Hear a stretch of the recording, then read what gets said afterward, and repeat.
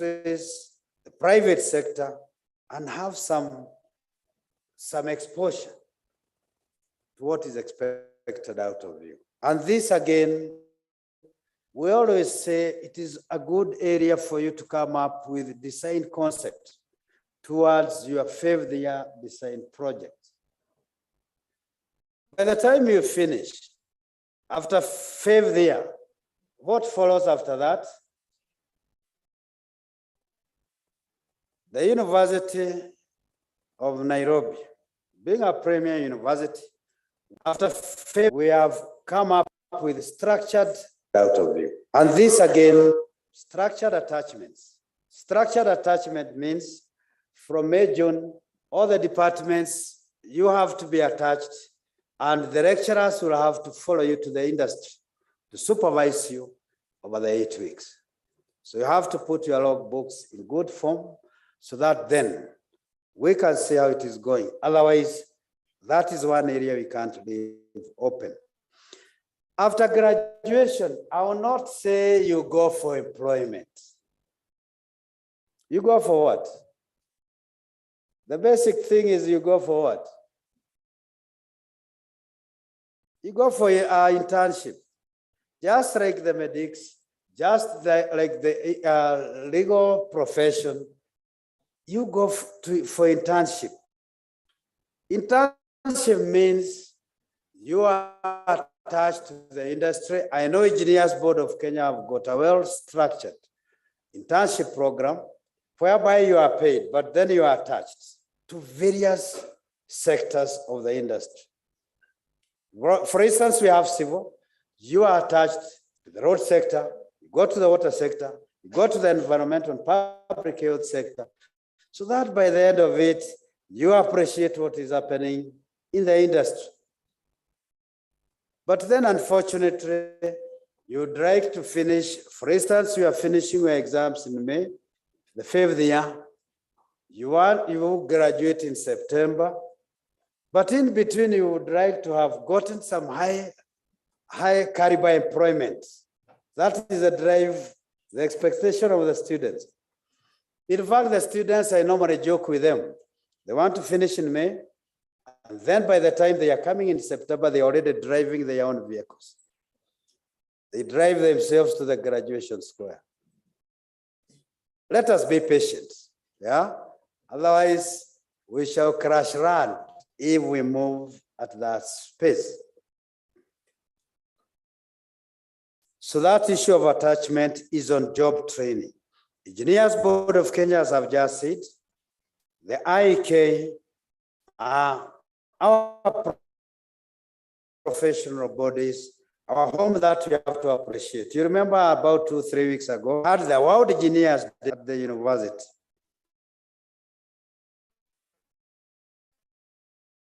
After you graduate, you get your certificate, you automatically becomes a what? A graduate engineer. You're not a practicing engineer.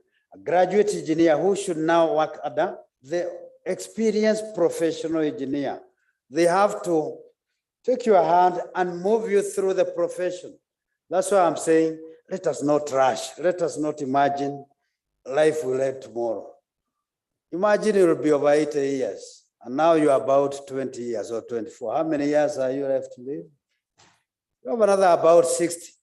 But you want within 1 or 2 years, you have achieved about everything. Once we move gradually, then we shall definitely get there.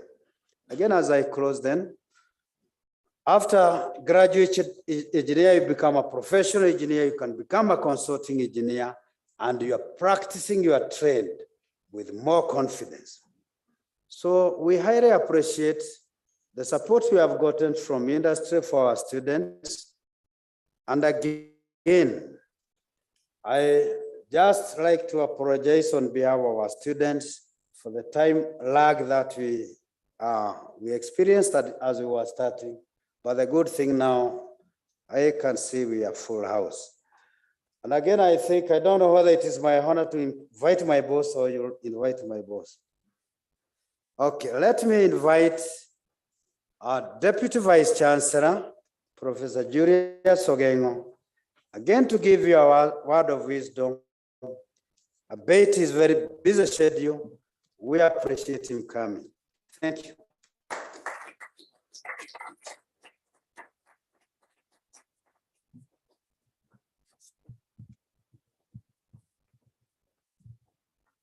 Thank you so much, Professor, for that very formidable response. I believe he has articulately and passionately spoken about the life of a student here in life, the programs offered by the university. We appreciate your contribution, and I believe that the Faculty of Engineering is very much blessed to have you as their father. Now, ladies and gentlemen, he has given simple surprise on who our next speaker is, but it is important, it is by protocol, that we have a small protocol profile for him before he comes on stage. Now, ladies and gentlemen, our next speaker is a professor of human anatomy. He is an accomplished researcher with hundreds or maybe thousands of scientific publications. He is a seasoned human anatomy teacher and has supervised and mentored thousands of undergraduate and postgraduate students. He possesses a wide management experience characterized by extensive knowledge, skills, and competencies in strategic frameworks for administration of university education, resource management, visionary and transformative result-oriented leadership, management of academic programs, managerial skills, strategy formulation, and implementation. What a gentleman. Ladies and gentlemen, join me and kindly shall we be upstanding as we welcome the Deputy Vice Chancellor of Academic Affairs, University of Nairobi, Professor Julius A. Ongengo. Welcome, sir.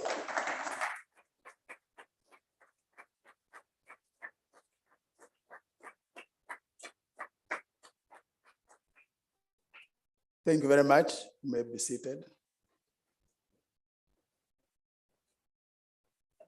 Asante sana. Sometimes when somebody else describes you, you may forget yourself, like I did.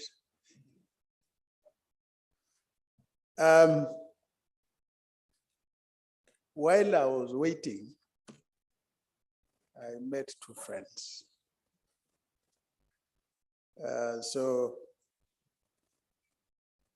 Bwana Zakaria Yeko, the Chief Administrative Secretary, the Ministry of Energy, today representing the CS, Ministry of Energy.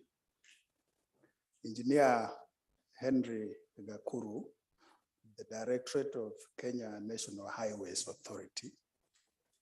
The Dean, Faculty of Engineering, the formidable Faculty of Engineering. And I recognize the charismatic engineer Ogoro, representing the heads of academic departments, the Faculty of Engineering. And I see the Office of Dean of Students here. I see the Assistant Dean of Students, my good old friend, Catherine Gatwiri. All the distinguished partners, all the staff, the Faculty of Engineering and their friends, the leadership of the Engineering Student Association, the organizers, students, distinguished guests, ladies and gentlemen, good morning. I am happy to be here today. I planned, Professor Gitao, I planned to be here. And I came at 8. And I have stayed deliberately because I'm happy to support this initiative. I associate with it very wholeheartedly because this brings out the true spirit of student professional power. You can be able to organize your own conferences and bring together your colleagues and marshal such a large number of partners, relevant partners, says our students, our student professional organizations are of age and you are truly world class. Let us appreciate ourselves.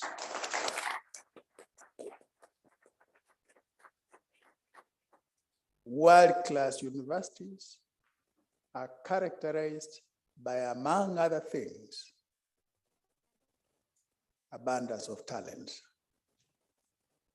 And what you are doing today is what is done by students of your profession in other universities of the stature of the University of Nairobi on a world-class scale.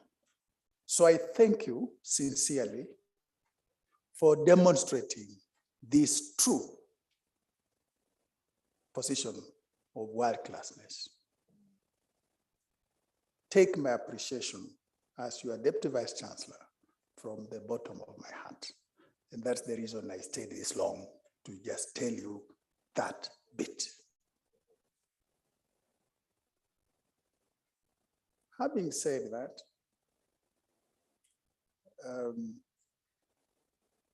Dean, Faculty of Engineering, your students even gave me a syllabus. They said, we are inviting you, and when you come, talk about the following. So they gave me a script, and I'm now happy to mention a few things from the syllabus that you gave me. The first one that I want to talk about is the issue of humanity. To magnify that, Engineer Goro has said it, Engineer Gitao has said it, engineering for humanity. I like you in this process to be concerned about and to emphasize the concept of human engineering. That field, human engineering, the concept of ergonomics.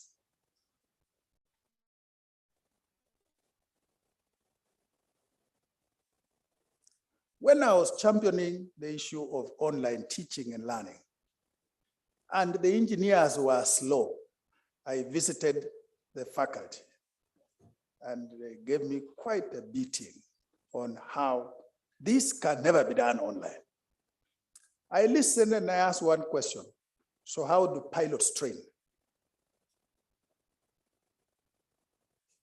Are they given a plane and told, now I am sitting here and you sit here, fly, and it's full of passengers? They said by simulation.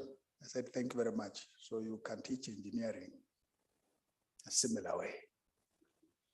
Let me take you to ergonomics. Then they said, how about exams? You know, these people are going to steal exams. And I gave an example, which I want to give you again. Suppose you have a fifth year civil engineering class, and you said the entire world has been struck by the COVID pandemic. Design a building that conforms with the guidelines and protocols for COVID prevention. It is not where you are going to copy. You are going to think, what do I have to put in place to make this compliant? So came in the whole issue of where you are going to put your sanitizers as important. You're going to put your lesser things, so we don't need sanitizers. You just walk in and something sanitizes you as you go into that building. The seats that rotate, you know, those little robots you sit in an office and they just pass around sniffing and sanitizing you. That was engineering. I said, look, we can't do exams by testing students on their capacity to think out solutions to problems.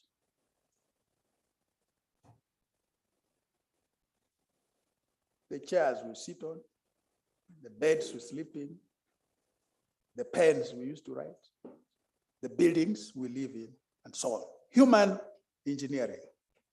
Be concerned about that. Talk about it during this conference more, and your teachers are here and elaborate this. And now that I'm pitching you on it,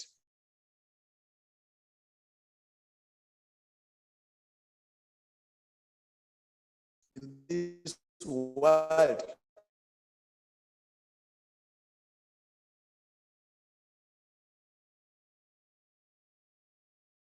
of technology,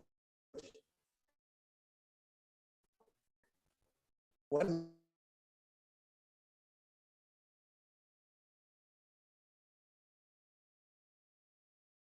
time you have had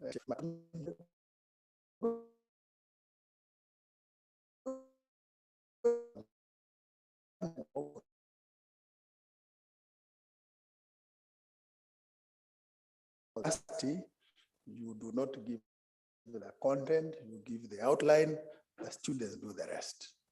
So now you know you are going to be concerned about human engineering.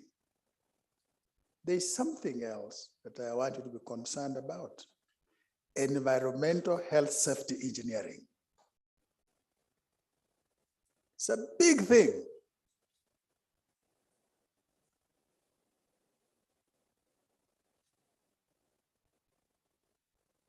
I want you to be thinking about the fourth industrial revolution. This leveraging technology at a faster, more avid pace as you connect it to the third industrial revolution that Ayub Gitau talked about, machine learning, artificial intelligence, and so on. These are the hot topics now to be thinking about as you meet, as you network, you focus on them. And you said challenges that come with it, such as scarce land. I want to persuade you that there's no scarcity of land. What we need to be thinking about is how to efficiently utilize the land that's available. For example, concept of arid lands hydraulic engineering.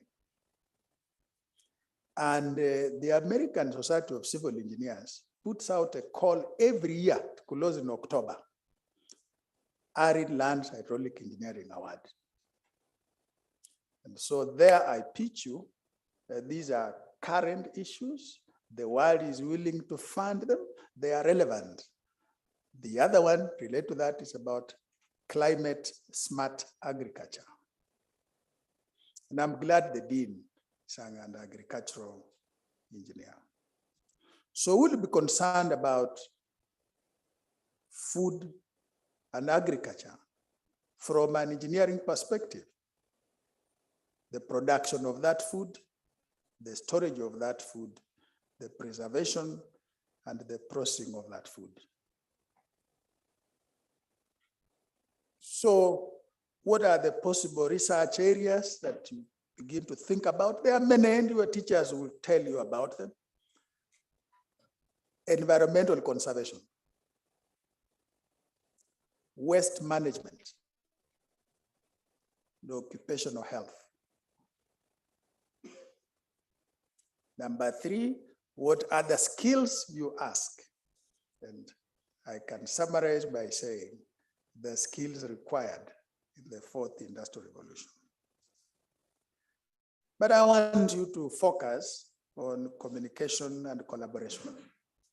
Communication, communication, communication.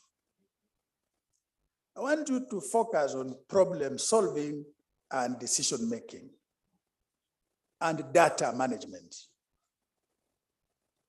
Engineers, and Goro said it very ably, must be concerned about decision making, and good decisions will be based on data.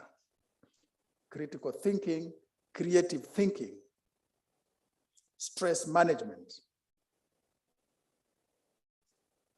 time management. Those are skills that you are going to have to cultivate from your days of student engineers to become graduate engineers, become consulting engineers. Those soft skills, they're actually called life skills. And there's a whole set of 10 of them. Anybody who asks me, Professor, what else do I require? Tell them life skills. The soft skills that you require. Finally, you ask me what are the initiatives the administration has put in place to support you as students related to this. And the dean has already said them. I will emphasize because you gave me the syllabus. The curriculum. Management has insisted on revision of curricula. And in revising the curriculum, the industry partners must be involved.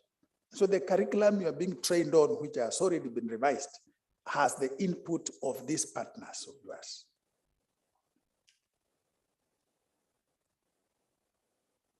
Only last year, we approved a mentorship policy and mentorship guidelines.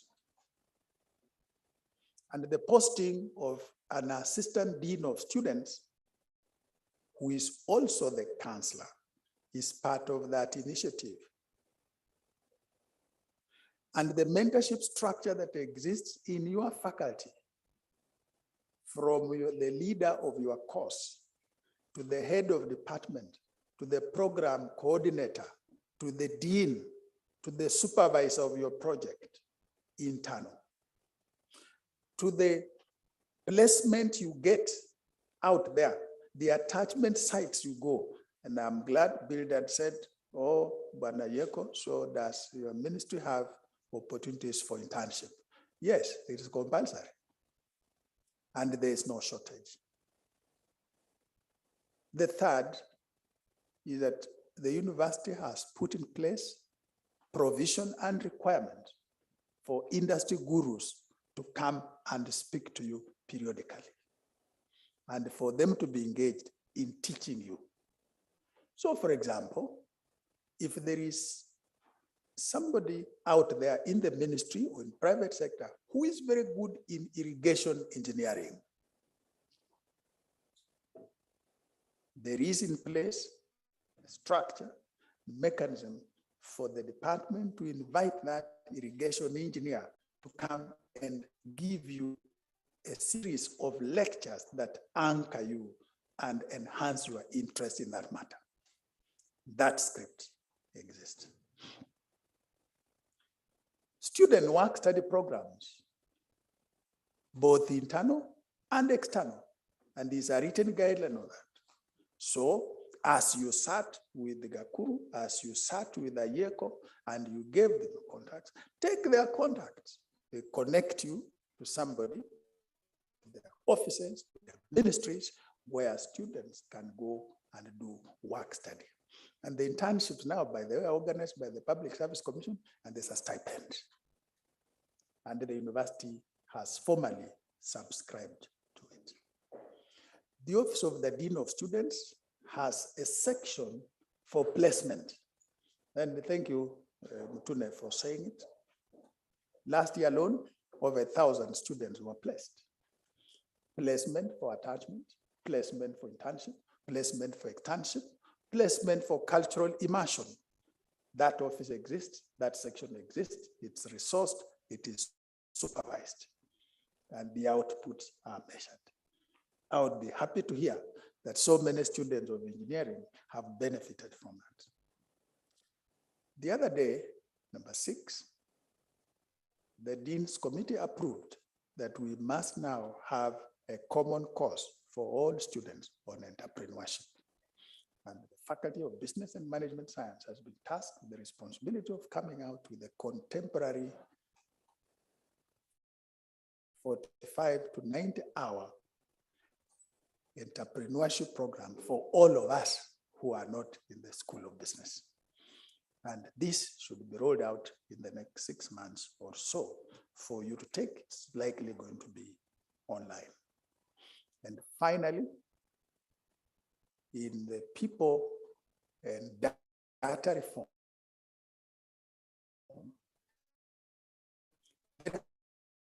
high premium is placed on experience. So we are kind of all the areas, actual and potential for experiential learning of various professional courses. We already know some for you. We are looking out to expand the scope of those places you can have experiential learning. Therefore,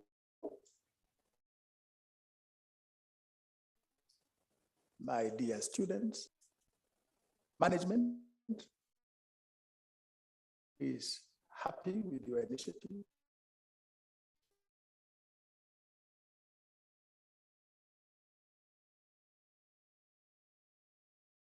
Happy with your and support and possible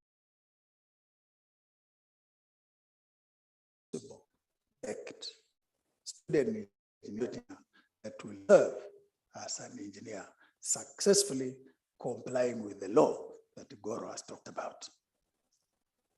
Thank you very much, and I wish you a fruitful participation.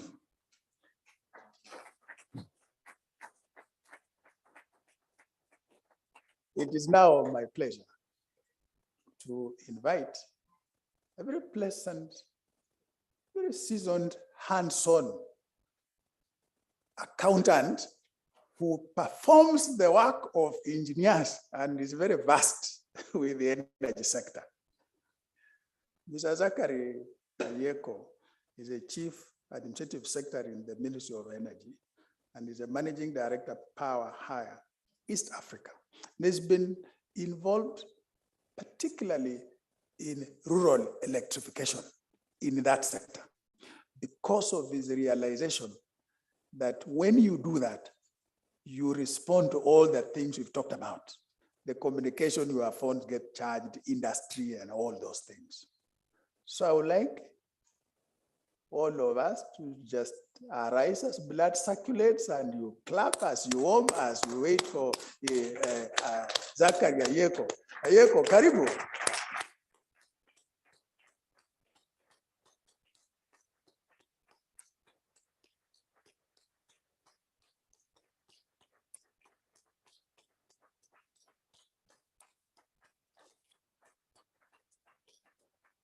Choma, moja, pili, tatu, funga, Ayeko. Thank you.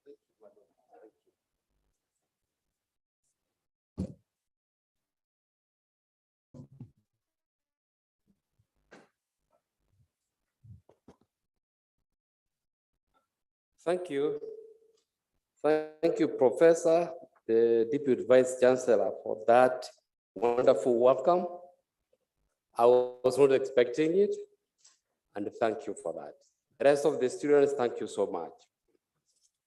I'm here representing the Minister for Energy.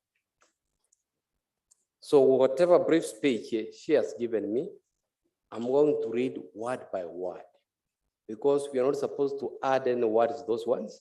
Otherwise, you might find yourself misinterpreting what the CS wanted to tell you.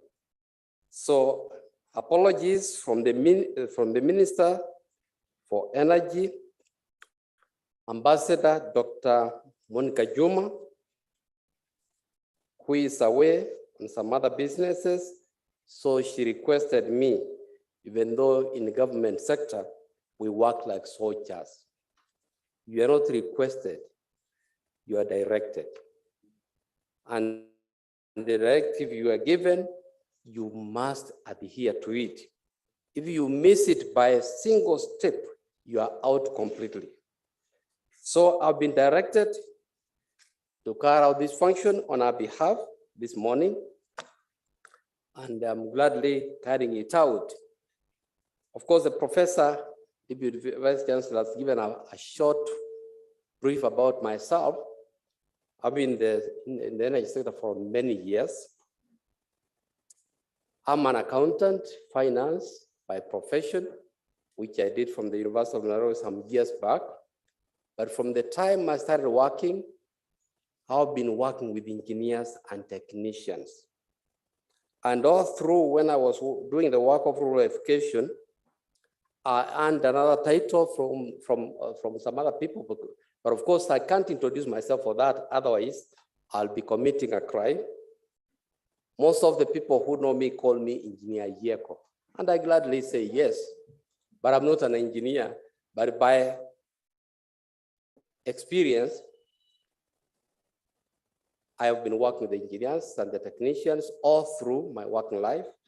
And these are people I really highly appreciate. So let me go back to the speech of the minister. It is my pleasure to welcome such a wonderful audience for the two-day conference, one of its kind, the country's largest engineering students symposium.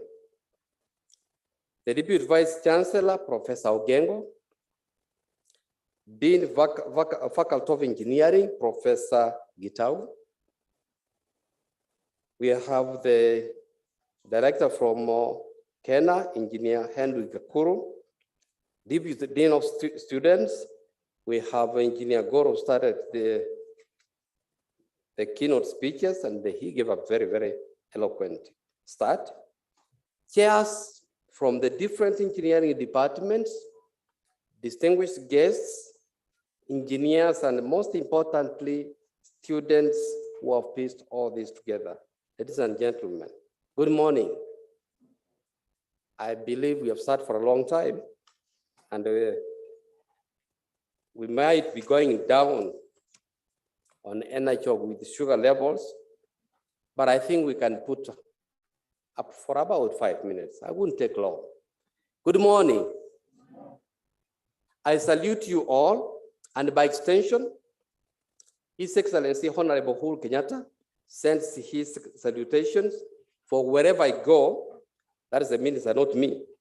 Wherever I go, in my capacity, I'm his messenger on duty.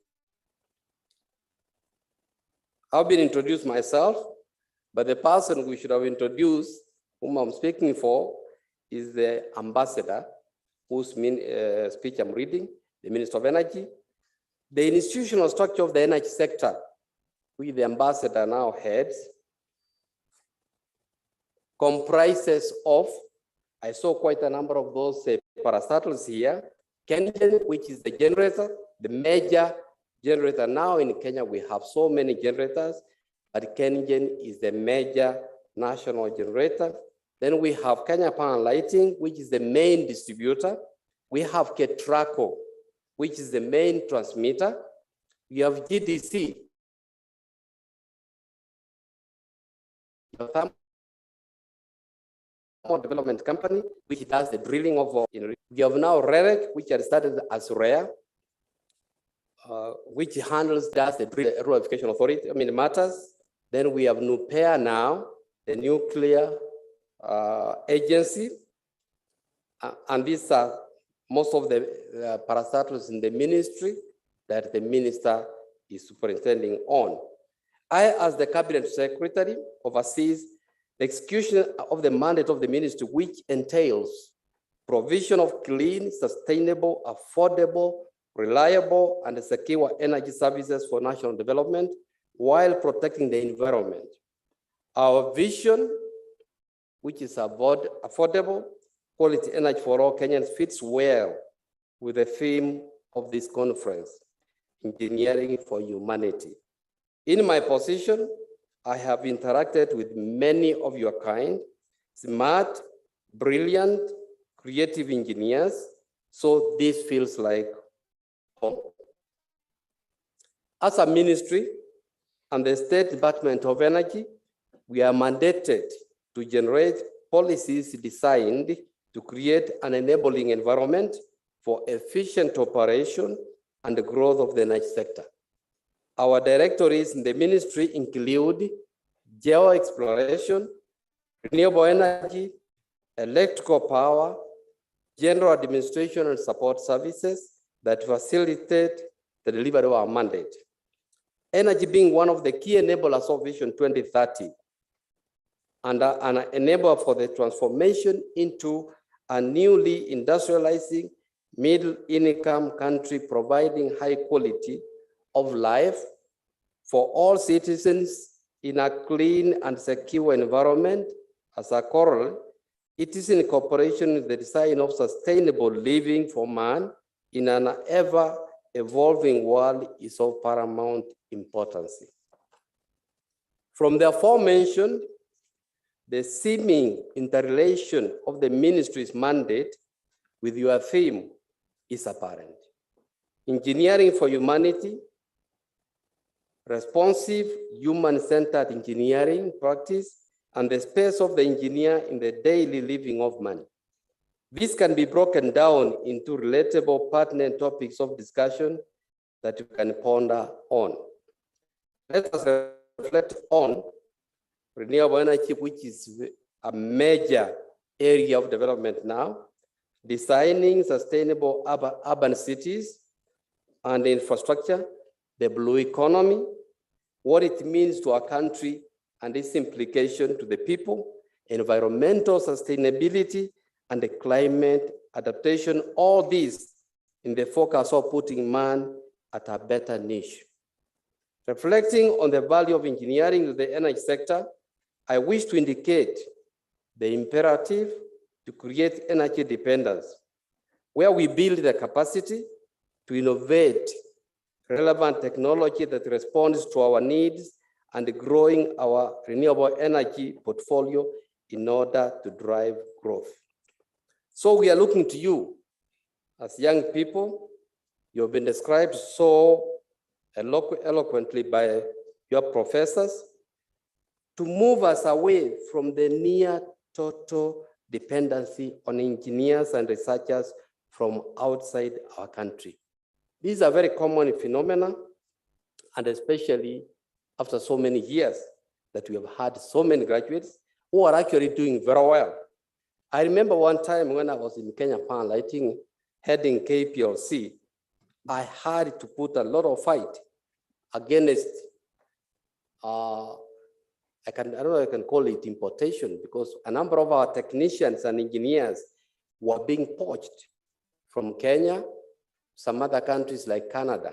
And I soon found out that the training that we normally carry out for the technicians, the engineers in Kenya is so high that the demand for that is very, very high. So that is something you should give yourself, at least some commendations to yourselves. You are doing a wonderful job. So please, we need to believe in ourselves such that we don't have to rely on some other people from outside. And what happens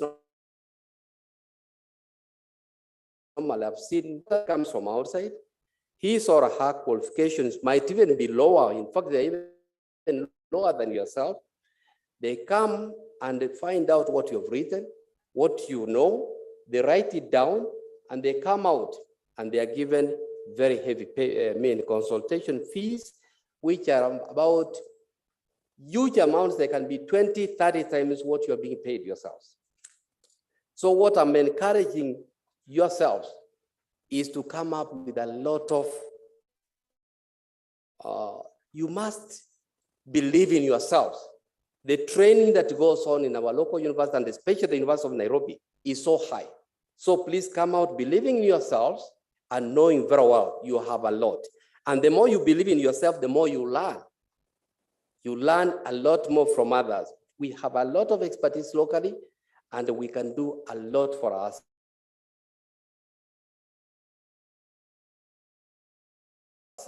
And also we have some extra places. They have just come to realize something that we don't know, that we have got some better trained people here than some other places. So preeminently, I would like to congratulate the Engineering Students Association and the engineering students of the University of Nairobi for the courage and diligence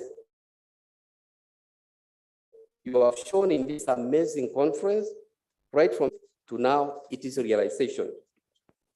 This is impressive and amazing conference forum that we address and customize the UN SDGs for the present and future generations of our nation. This poses a challenge to engineers within and without to heed my call for creativity and innovation in delivering sustainable projects downright from a performance, technical, environmental, economic, upright to the ethical point of view. In so doing, our work will be nothing short of goodness and excellence for the benefit of all and sundry.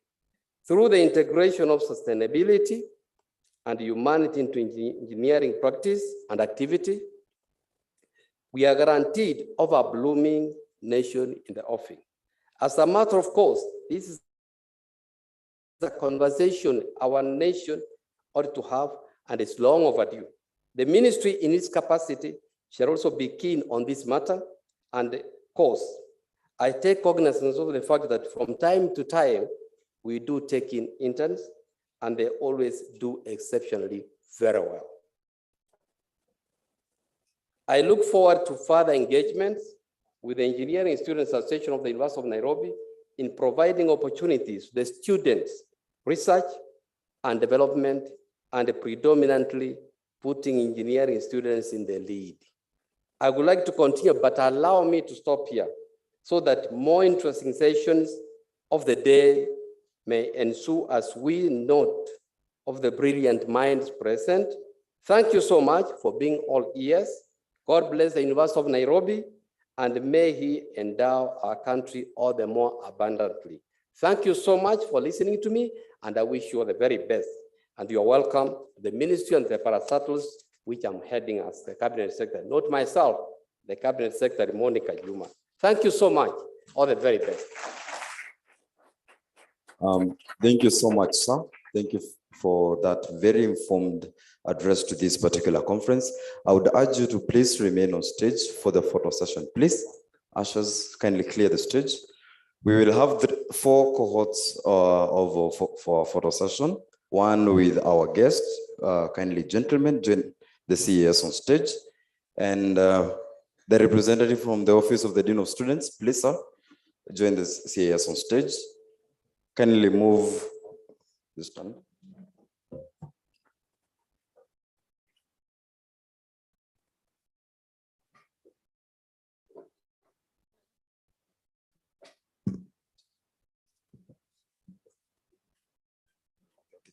Yeah, move it so that, yeah.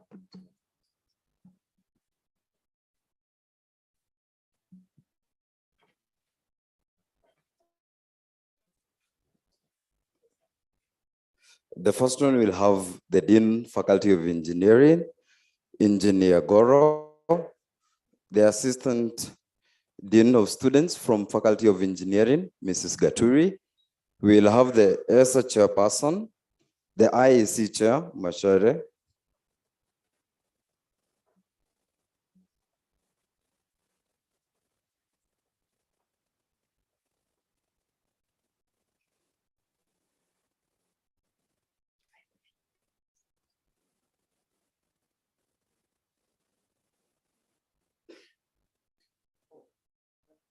Yeah, the team from Hadithi Films will strategize and do that. Manasseh, we are under you.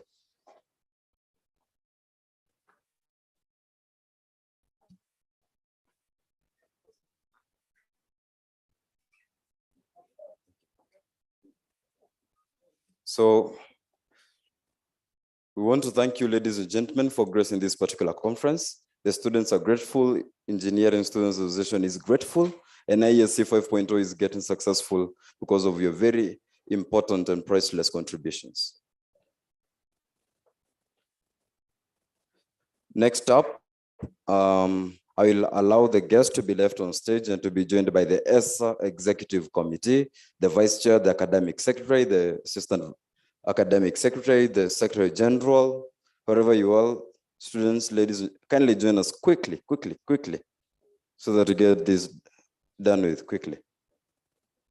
The ESA Executive Committee. Mr. CS, the gentleman who just joined you is the ESA Vice Chairperson. He's the very deputy to a very able chairperson, Rama Abdul Basit. Rama, could you kindly balance this gender? Rama, please. Yeah. This is the team that has been working 24 hours a day. no sleep. Could we move a little bit so that we have more space? Thank you so much.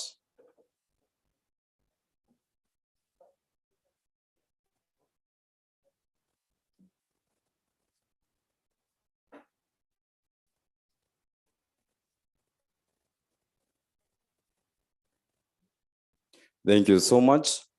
The executive may exit the stage. Next, we're going to have the IESC committee, the then heads, and the International Engineering Students Conference Steering Committee. Quickly, shall we?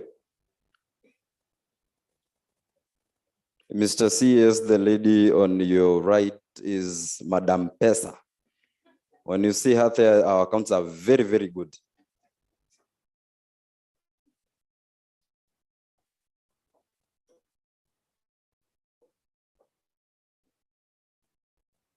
I believe all the then heads have joined us. You can see that the Engineering Students Association is well fed with gender balance. We are a blessed faculty.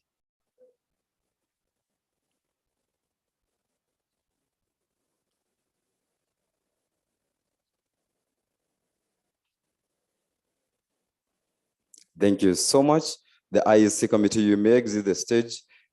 Students, any student who wants to take off quickly, short and sharp. Students who want to join the guest on stage, short and sharp. The International Engineering Students Conference is 98% about the students, 2% about the guests. We are honored to have them here today, so let us recognize them. We should be taking these random photos. Hadithi Films team.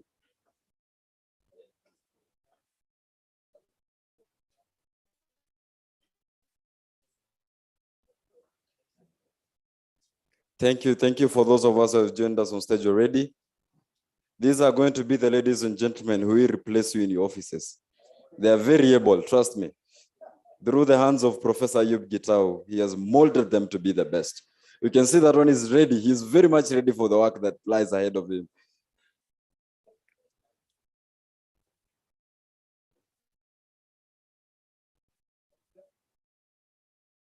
Huyo mwingine ameitiwa kazi.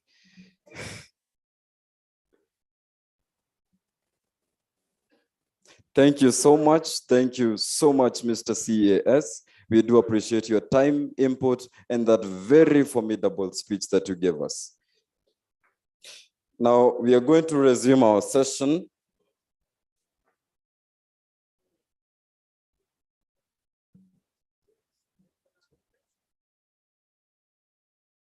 So guys, some of our guests will be leaving, and I understand that this must also provide for us an interactive forum.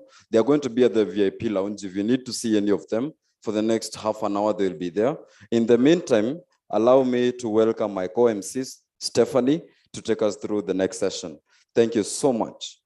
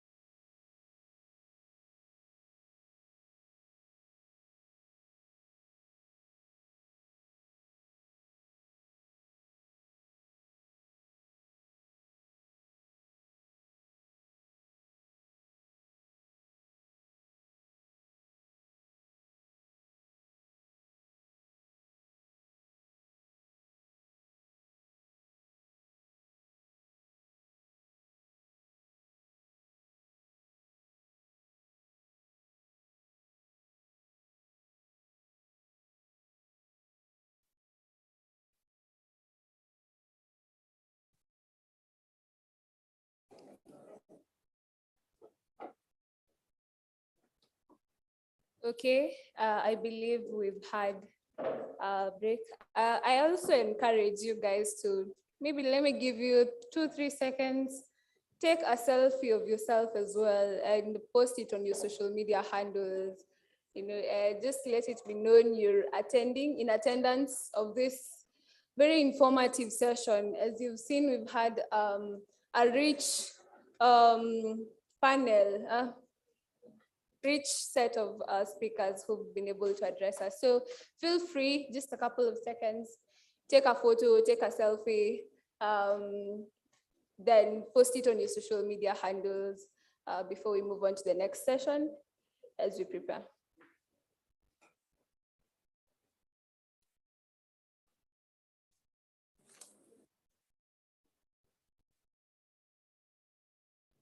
Okay.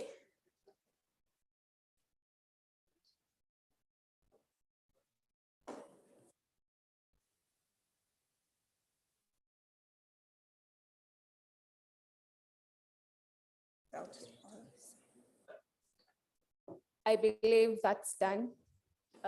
So now let's settle down, those still in motion, let's settle down. We'd just like to head on straight to the next session. So the next session from our program, we have the workshop by Jenge Culture. And let me read out what I have here. Walid Kilonzi is an experienced and well-rounded virtual reality producer with a proven background in 360 productions, simulations, 360 animations, and VR games for Fortune 500 companies and NGOs based all around Africa. He founded Fallowhide Studio, a virtual reality studio dedicated to creating corporate VR solutions and immersive entertainment. Walid is also a social action coordinator at Jenge Culture. Through collaboration and partners, his task is to coordinate creatives and design thinkers to come together to create awareness and/or provide solutions to specific thematic areas for social change.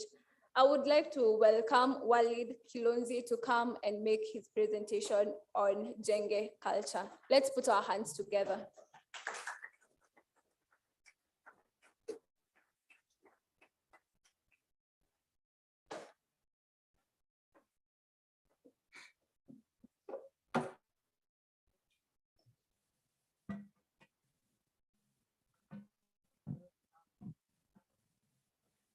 Good afternoon, everyone.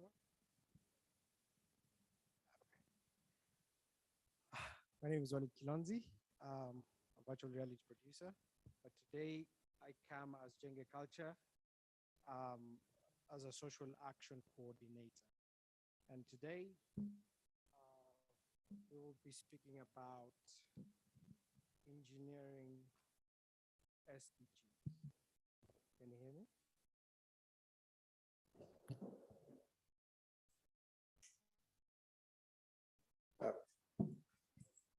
Okay, great.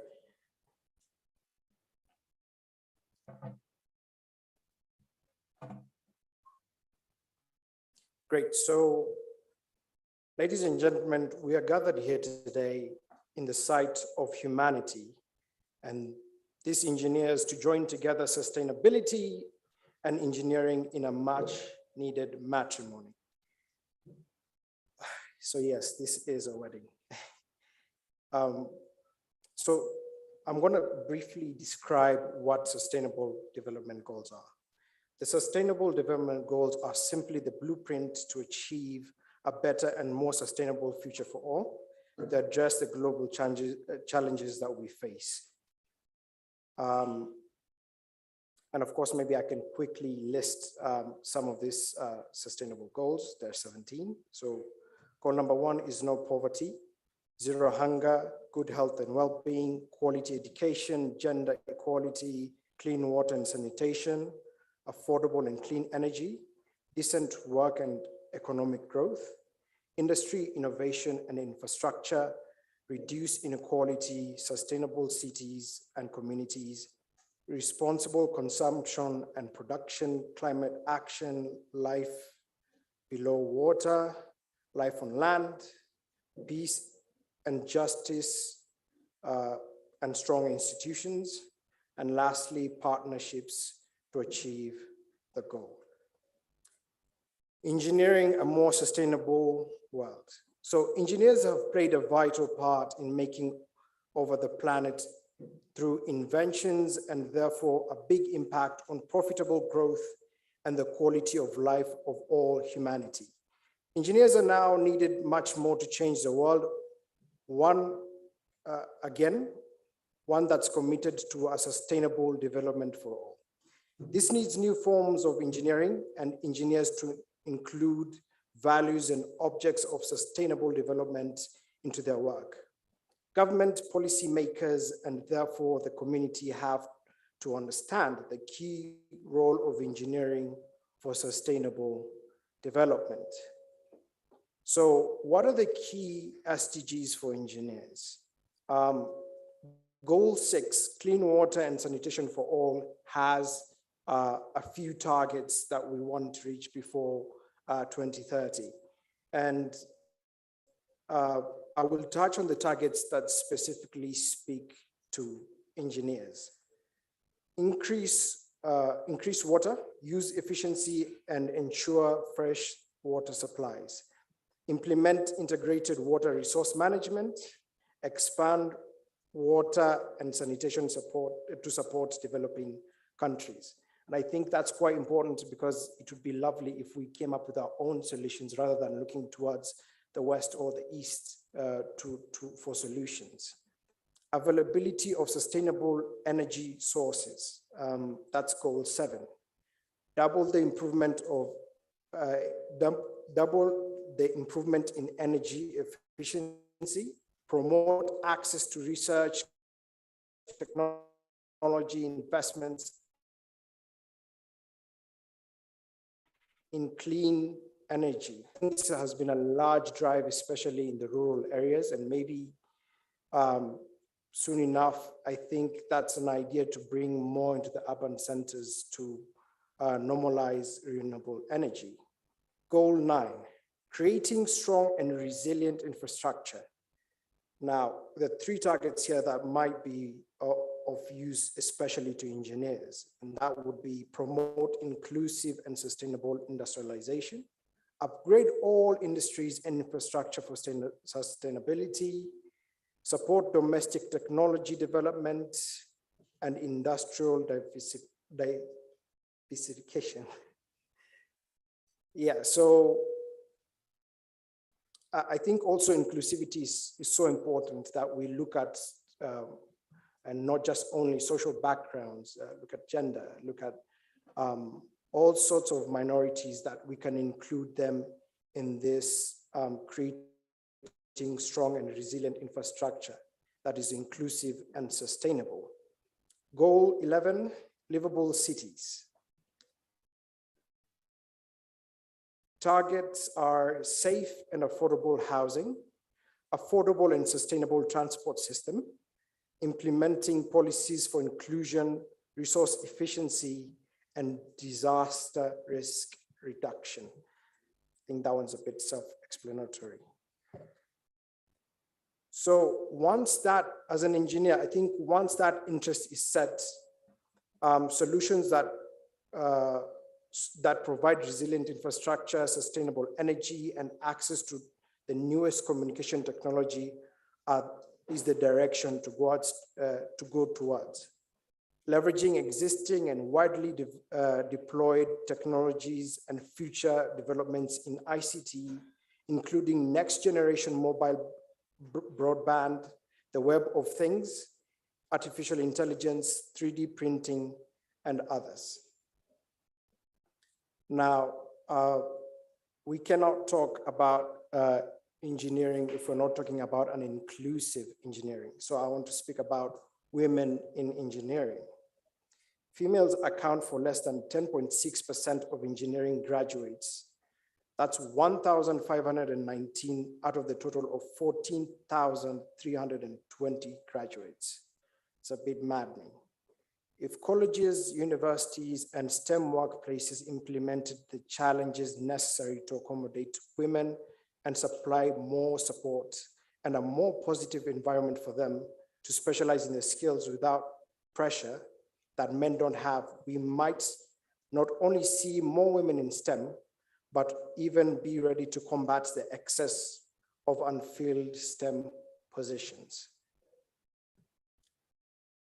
As I conclude, they say most people believe if it's not broke, don't fix it. And I believe engineers believe that if it ain't broke, add more features. And I'm here asking you today, could you please make one of those features sustainability? Thank you very much.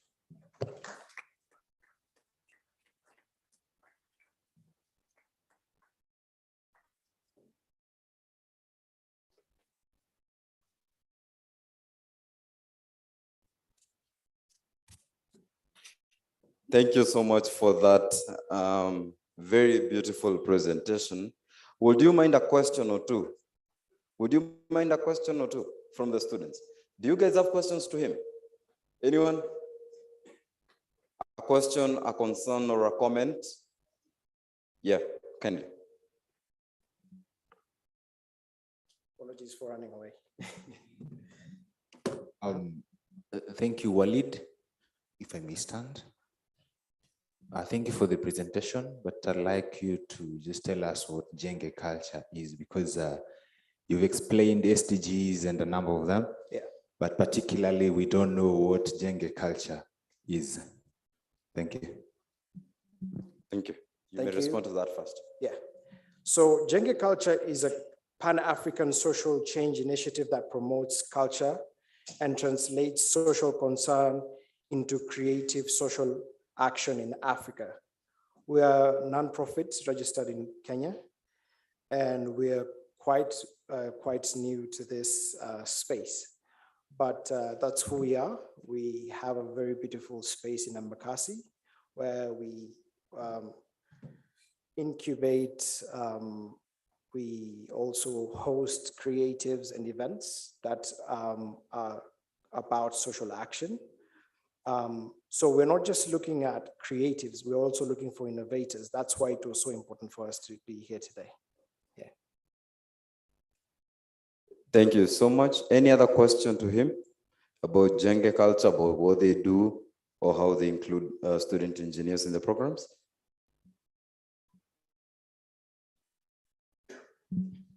Hello, if I may ask, what inspired the inception, or what was the thought behind the inception of the Jenge culture?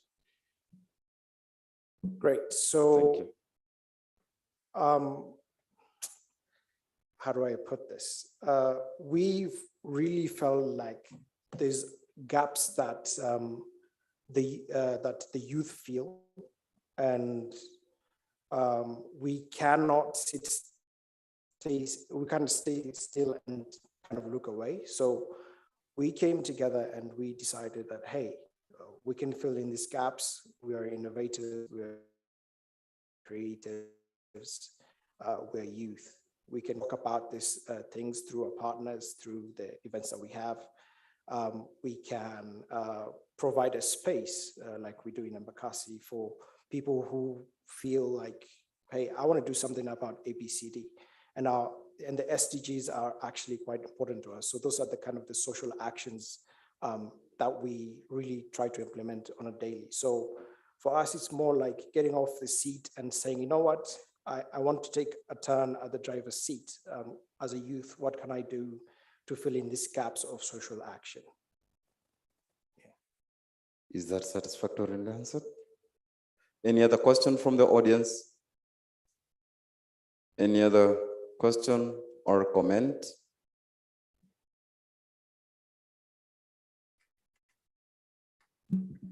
Hi, everyone. My name is Faith, a member of Jenge Culture. Mine is to sensitize on how an engineer can benefit as a member in Jenge Culture. So as an engineer, how can I use my profession and my skills to create a social impact? How can I use what I'm able to do to bring a change?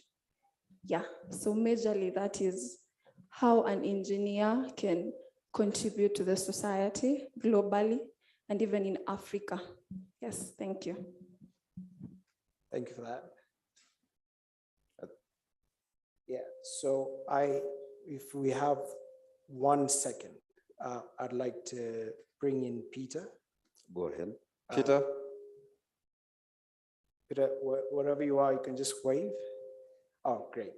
Yeah, so Peter will talk about how Jenge culture and students, we have a students program where we do really amazing things. So he's going to talk about that. Okay, thank you so much, Ladwell, for that. Walid, I've missed our team lead is called Floodwell, currently in Tunisia. So I'm the student network lead, and how our goal, as Walid has said, is to connect and support Africa's creators, which creators is broad.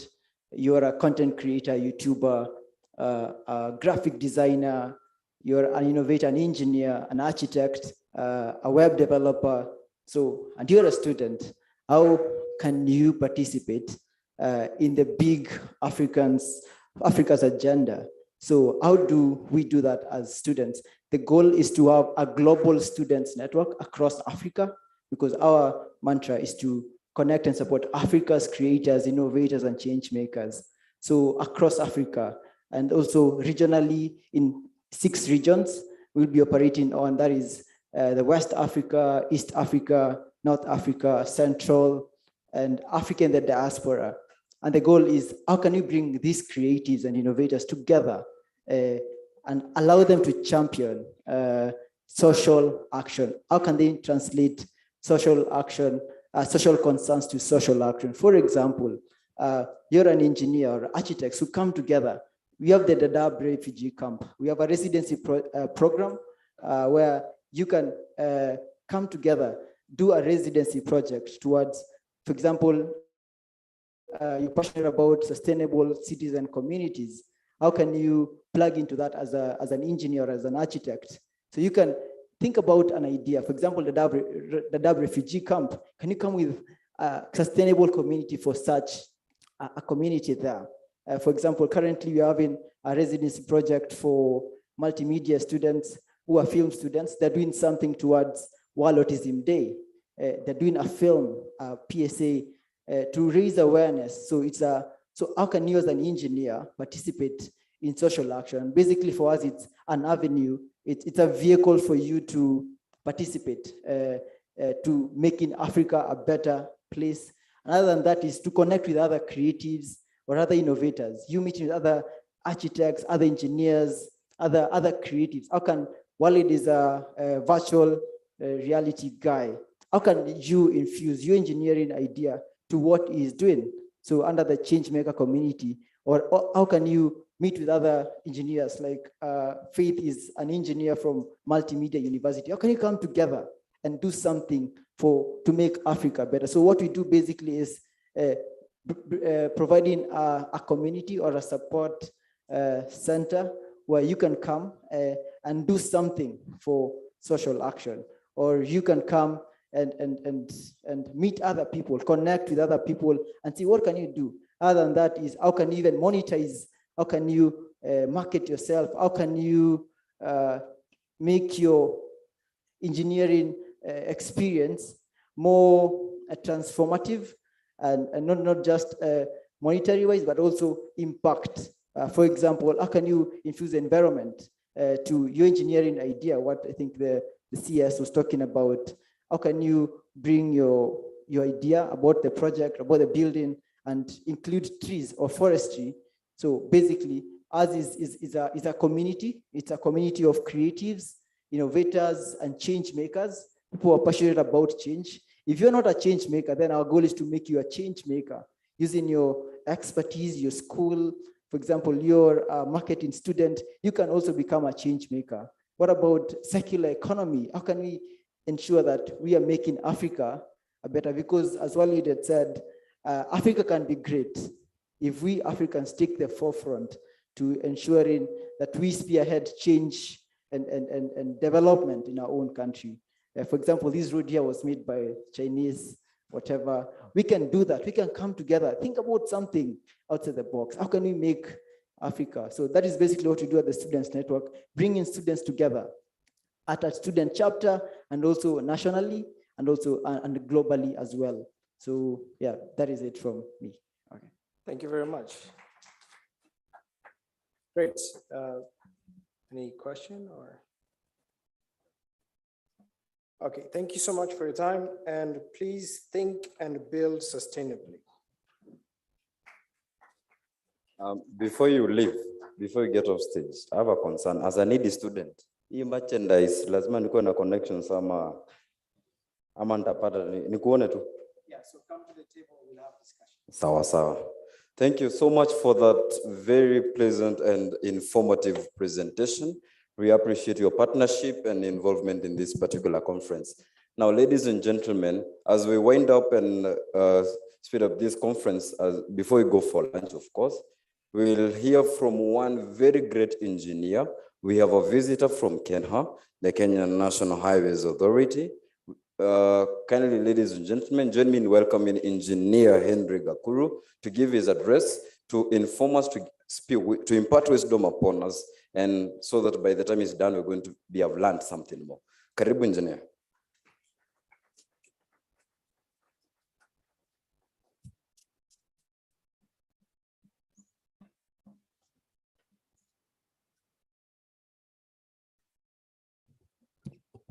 Thank you very much. I would like to recognize the CES, Minister of Energy, represented by Zachary Ayeko, the Deputy Vice Chancellor, Dean of Faculty, Dean of Students, Department Chair, represented by Engineer Rogo, students, engineers, ladies and gentlemen, good morning or good afternoon.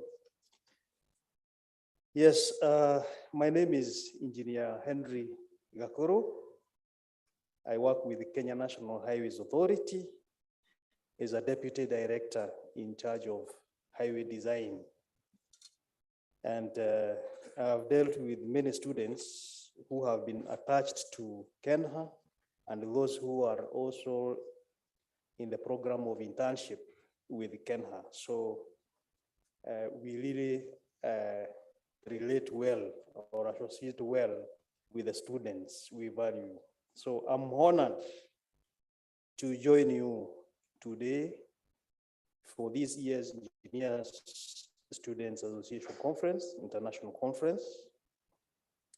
And I stand before you representing the Kenya National Highways Authority, Director General, Engineer Kungu. Allow me to introduce Kenya and what we actually do. Kenya was started under the Kenya Roads Act of 2007 and it started its operations in 2008. And our mandate is to develop, rehabilitate, manage, and maintain the national trunk roads, that is Class A, Class B, and Class S, where Class S are the super highways. We have got quite a large or a huge part of the network in Kenya because our network is about 21,000, slightly over 21,000 kilometers in the Republic. And we have got slightly over 12,000 kilometers paved roads. The balance is about over 9,000 kilometers, which comprises of gravel roads, earth roads, which are yet to be improved to that standard of bitumen standard. So you realize that we have quite a lot of work for all or for majority of civil engineers who are upcoming, who are there in the industry, and you are among them. So I'm proud and I'm happy to see student engineers who will be coming to take over the job or to proceed and to take over what we are currently doing and to ensure that what we have invested in as a country in our road network is well maintained. I would want to say that you couldn't have had a better theme for this international conference, better than engineering for humanity. It is broad, but it resonates very well with the purpose of engineering. And I would say that the reason why we have engineers is to give solutions to the challenges that are affecting humanity or human beings.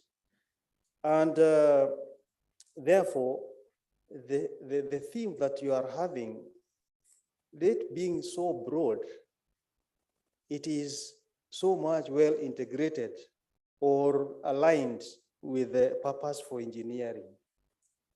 And I would like to actually give you some examples of what KENHA has done and what we are doing, and align those examples with the theme of engineering for humanity, because I can assure you that all what we do at KENHA, the innovations that we do while carrying out our assignment or our mandate, is actually the root cause of that is to try and solve a problem which is affecting humanity. We have problems which involve time saving, safe movement from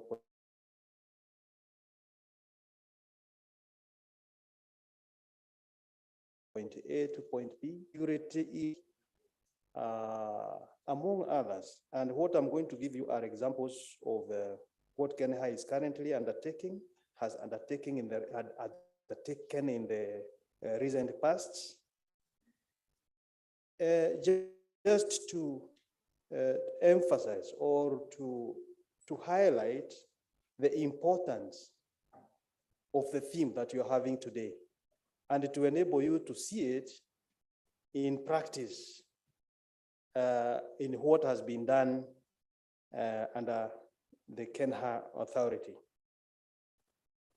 I would like to associate myself with the theme because engineers are problem solvers. Increasingly, our profession is tangled with the most pressing social challenges in our era.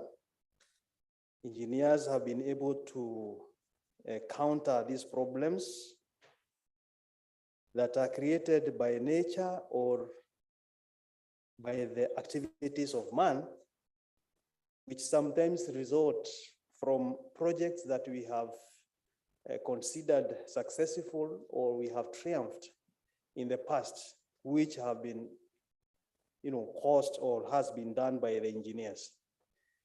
A good example is what KENHA is now trying to do under Makupa Causeway.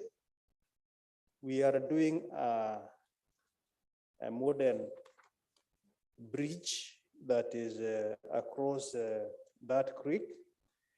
And the reason why we have removed the Makupa Causeway is to allow free flow of water and ensure that we have enhanced our environment and have improved for the future generation. So you agree with me that that is a social problem that we have tried to solve, which is connected to enhancing the environment for ourselves and for the future. So we need to safeguard the marine life, and the main reason for that bridge or for that, for removing the causeway was to do exactly that, to safeguard the marine life for our future generations.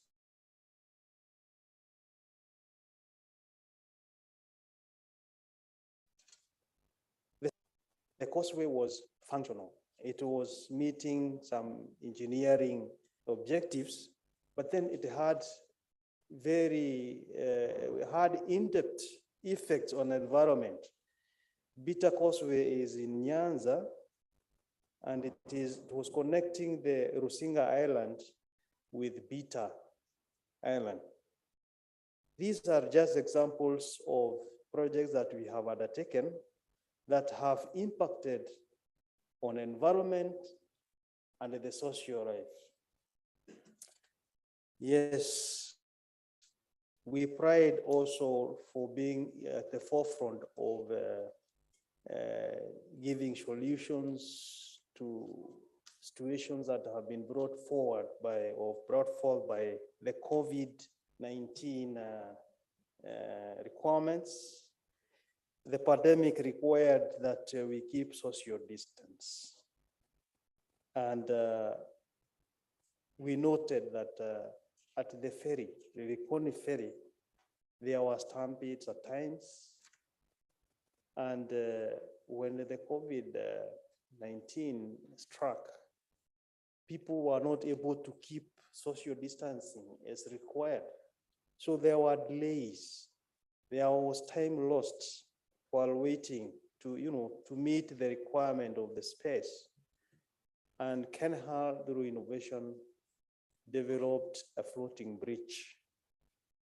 This Likoni ferry is a service that has been relieved by this bridge. People have realized or have been walking over the floating bridge, and the Likoni ferry services have been relieved to provide the other users with the space. In fact, yesterday it was in the newspapers that apart from meeting that objective of creating space and allowing our people to move freely across the mainland and the island of Mombasa, the bridge was being captured as an enabler of the tourism industry in the southern coast of Kenya. So apart from meeting the objective, you see it is meeting other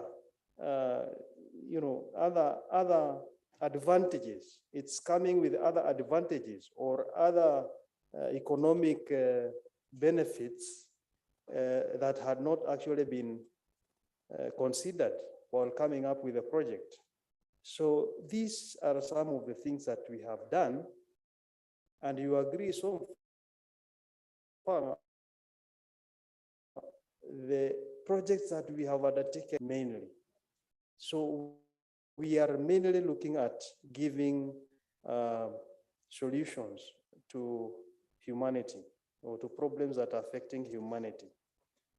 We have got the Northern Kenya region, which was recently, in the recent past, it was not reachable. It was, remote.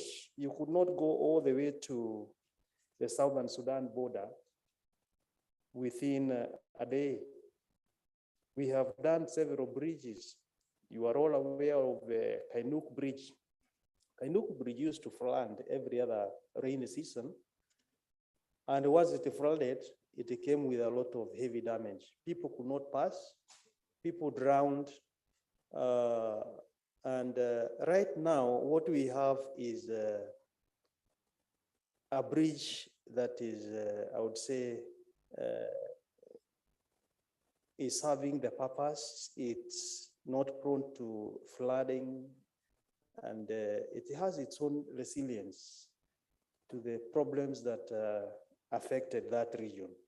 We have other areas along that road where we had problems of drainage, and the people now can move throughout, whether it is rainy or shiny, or it is shiny. And the trade between Kenya and Sudan and other adjacent, in the region has really been improved. We have given people opportunity from that region to, to improve on business or to get into, profitable businesses. And the situation is very different from what was there before. And those people from that region can actually witness, can tell you that the impact we have had is a very significant impact to the humanity. We have, apart from that one, we have this other region towards Ethiopia. We have improved the link between Ethiopia and Kenya, and that corridor from Moyale coming back to Isiolo, you could take a minimum of 3 days to travel when it was not tarmac. Right now, it has been tarmac. You take only 1 day to get to Moyale. And this has had its own economic impact. It has had solutions to security concerns. And currently what we are doing to improve that area, we are having the corridor towards Moyale being constructed. This is from Isiolo now to Moyale. And once this is done, it will improve the area in terms of security. It will open the area for businesses, and even people from that region will be able to access institutions of learning, that is for education. They will be able to get quality health.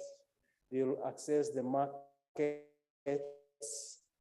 They will be able to sell their livestock and also buy other agricultural produce from the markets.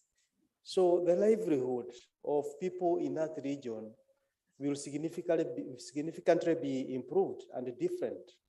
So I'm saying this so that you try to connect the engineering for humanity theme, so that you try to see how engineering projects resonate well with that theme of engineering for humanity. I would like to, I've highlighted several projects, ladies and gentlemen. I would also like to connect the maintenance of our roads, how we maintain, how we do virtual way bridges. These are the innovations that we have, and they are meant for saving time. While transporting goods through our road network, it's been taking too long to get clearance. It's been getting too long to get weighed. The static weighing was taking longer, and we have now been able to install the virtual way bridges where vehicles are weighed in motion.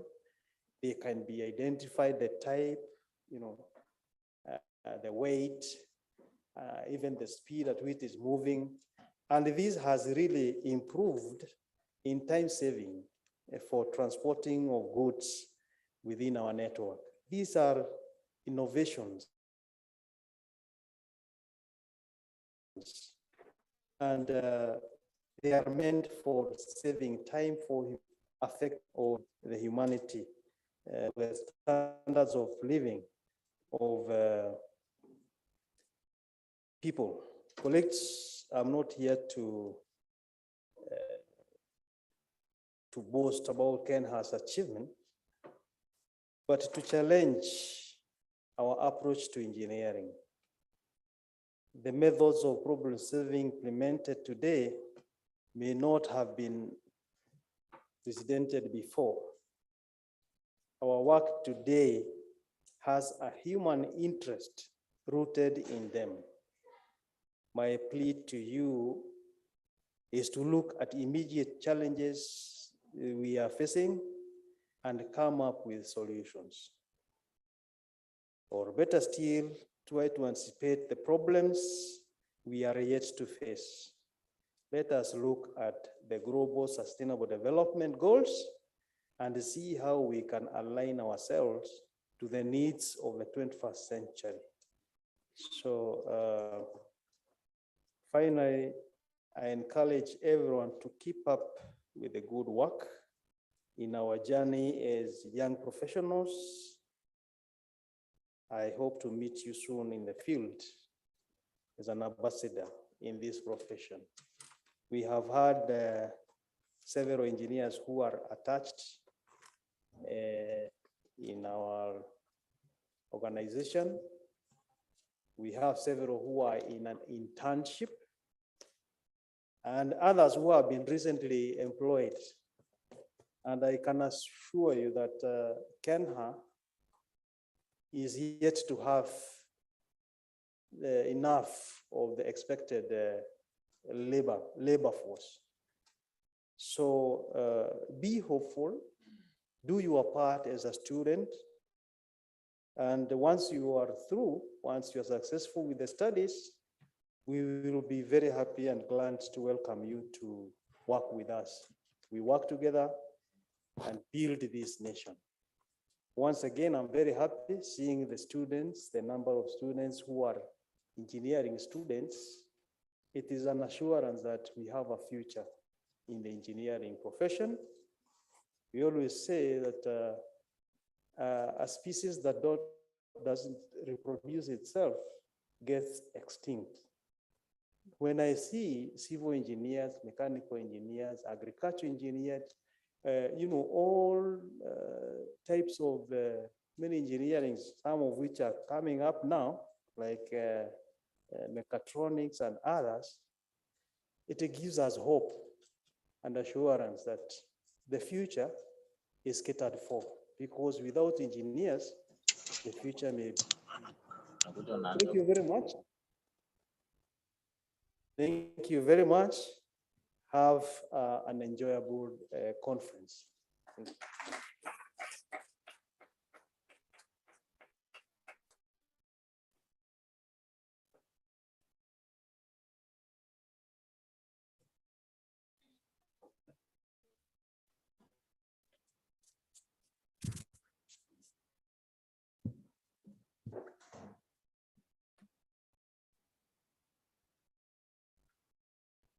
A round of applause once more for that. I believe we've been able to get some lovely, wonderful insights into what goes on in the Ministry of Transport. So those who have an interest in that field, now you know the state corporations to approach. And in the same spirit, we'd like to acknowledge KERA, Kenya Rural Roads Authority. I hope I got that right. I'd like to acknowledge them. They are one of our sponsors. They've been very instrumental in getting this day to happen. So we appreciate KERA. We'd like to move on to the next item. There is a panel discussion, as alluded to by what's going on in the stage. This is our last session just before lunch, so let's hold on a bit, then we will be able to break. So for our panel discussion, I'll welcome our moderator. Our moderator is Hannah Wanjao, pardon me.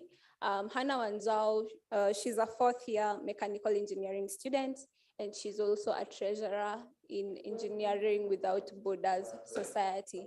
I'll welcome her, then she'll take over and welcome the panelists of the day. So let's stay attentive, minimize motion, and yes, we can go ahead and start.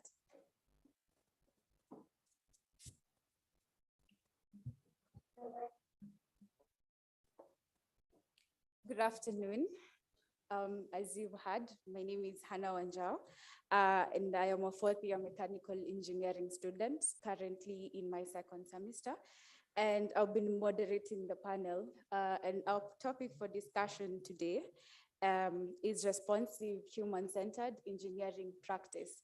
A lot has been talked about in regards to our theme, which is engineering for humanity.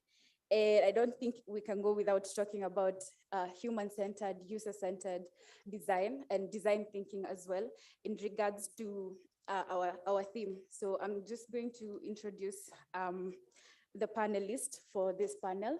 And I will start off with Dr. Jama. He's a senior lecturer in the Department of Mechanical Engineering. Kindly, Dr. Jama, if you would join us on stage. Then we have, thank you. We have an engineer from L'Oreal, Engineer Aditya. He's the plant director at L'Oreal, East Africa. Kindly let's welcome him. We also have Engineer Alexandra. She is a CEO and Managing Director at ArtScope Ventures. Engineer Alexandra, thank you. And then we have Jefferson Anduvate. Jefferson is an energy enthusiast, a safety engineer, a social entrepreneur, and Jeff was also a student here. He organized this conference some time back. He was the chair for ESSA. Let's welcome him. And now we've been joined by the National Construction Authority, and Engineer Stephen is here. He's a mechanical engineer by profession. Let's welcome him. Yes, and we're just going to start off right away because of time. We'll reserve the questions for the end. We'll have a question and answer session, brief one as well because of the constraints of time. Yes, and yeah, thank you.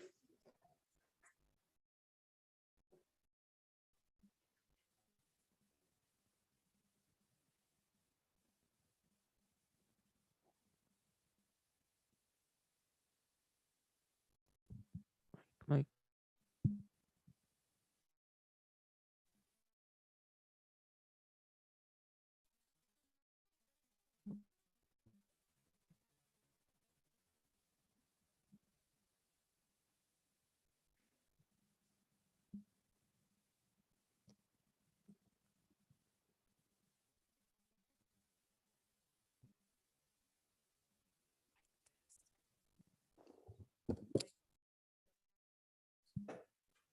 Mic test 1 2 1.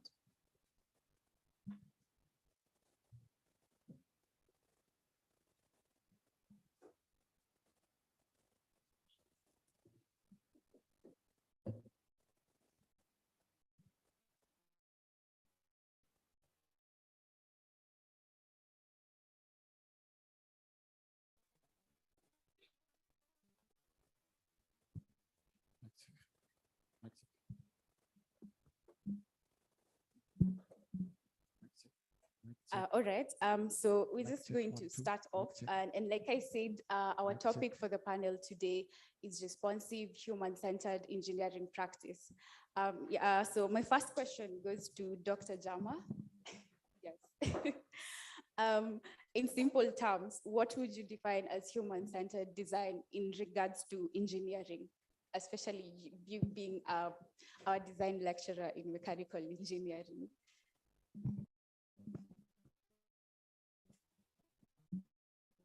Thank you very much. First of all, I would like to say thank you to the organizing committee for hosting such a wonderful conference, and I wish you success in the rest of the conference. In terms of human-centered, what we mean by human-centered is we want to meet the needs. One way of looking at human-centered is to look at what we call sustainable. And one way of looking at sustainability is to look at meeting the needs of society today without impacting on the needs of is if you use too much. One.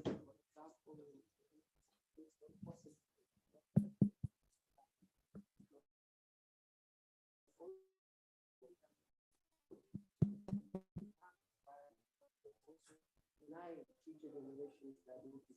So I would look as a part of sustainability. I would look at sustainability as the ability to meet the needs of society today without impacting on or diminishing the needs for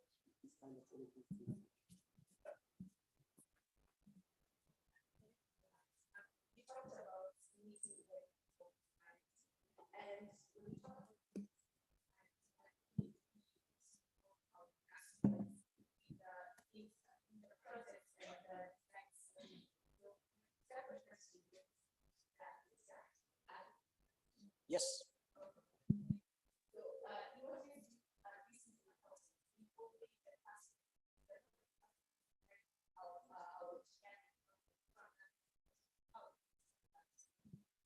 Okay, first of all, good afternoon to everybody in the audience. Very happy to be back here. Thank you, Esa, for having me back here after 3 years. I did not expect to see so many faces because of the pandemic, but very, very happy to be here. So coming back to your question, Hannah, I think any product is designed or produced with a customer in mind. So in fact, if you remove the customer out of the equation, it ceases to exist. The purpose of its existence is nullified. So if you look at the concept of really design thinking, they place the customer at the very center of it all, but not only. So as the professor said, there are other elements that are taken into consideration. For example, I take the example of my own industry, where it's not only the customer, but also how we are doing it inside the factories, inside the supply chains of the organization, to make life easier for the person who's probably making that product. Okay, but really it starts with the consumer. There are a lot of focus groups. There are a lot of iterations that are done. So for example, a L'Oreal shampoo that you would have bought, I don't know, 20 years ago is not the same. It has undergone several changes in terms of its raw material content. We would have bought or designed it or changed the formula in such a way that it is sourced from more sustainable, let's say, supply chain sources. Maybe it uses less water in its production, less energy in the machines that are making the shampoo. So it's across the entire value chain. And an interesting fact I would like to throw out there, really, perhaps many of you would know it, those of you who read these kind of things. In the life cycle of any product, the manufacture, supply, and sale is less than 50% of its footprint. The real footprint and the real impact is in the consumer use, is in the post life, what happens after it goes into the garbage bin, what happens when it's recycled or not, and so on. So really, human, not only customer, but all the stakeholders are really at the center of this kind of production.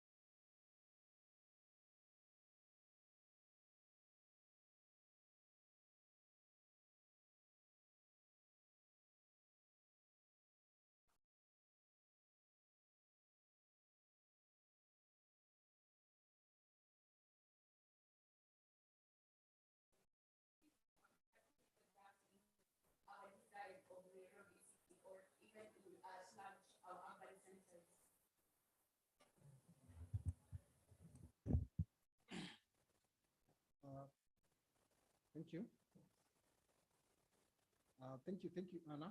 It's a pleasure to be here today.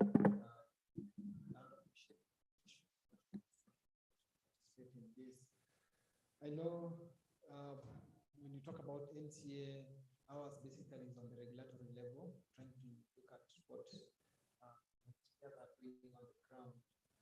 And if you ask me as a person who may not be the authority's opinion, I feel we a bit shortchanged in terms of the infrastructure, because in terms of the planning itself, where we can be able to access public transport, because for example, if you are working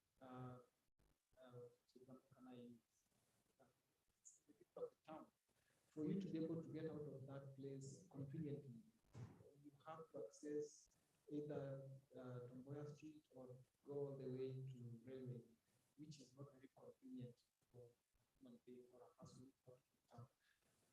Then also, given the history of Nairobi, Nairobi started as a small stopping place for the organization. And the estimated population by then, I think they were working with around 70,000 people. Yeah? You can imagine 70,000 to the 6 million that we are currently talking about. There's nothing much that has been done. The master plan that was used to create Nairobi is the same old one. We are still grappling with trying to bring on board a new master plan for this. The other issue I've seen, issues of public spaces where we can be able to have rest, yeah, issues of walking in town, and I think I want to appreciate the government that in the recent past they've tried to create a lot of walking spaces in town. You've asked about the disability. I feel Nairobi is not very friendly to the disabled. There's a lot of challenges there.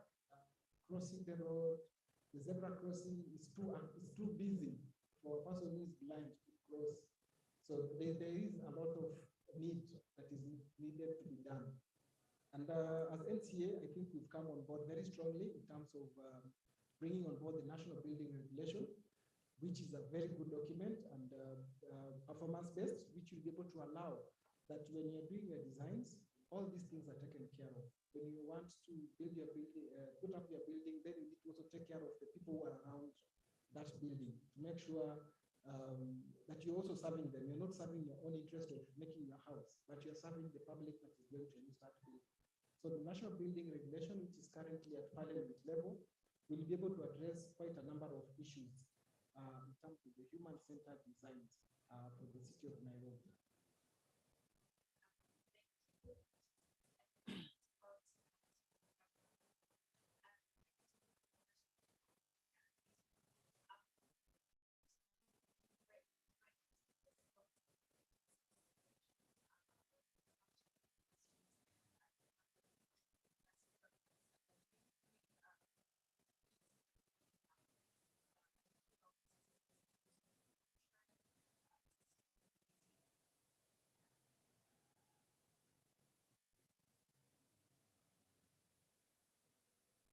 Hello.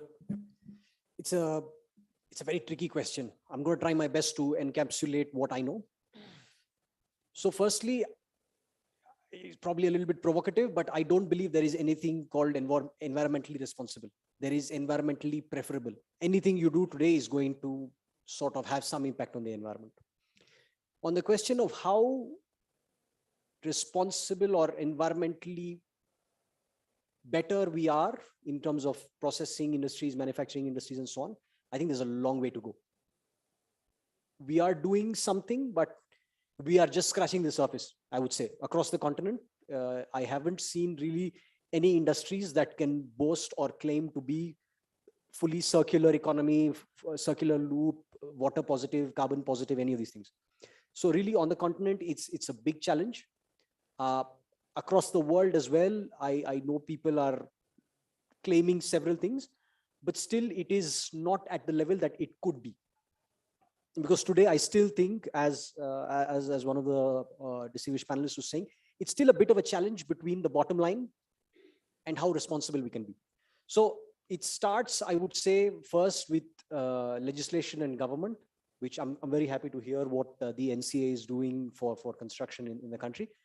The second one is really for also civil society to say that, you know, if you hear of X and Y industry being shut because they are not following certain environmental laws, I mean, you stop using that product, because the consumer has a very strong voice. And today, I don't think we really know the strength that we have, right?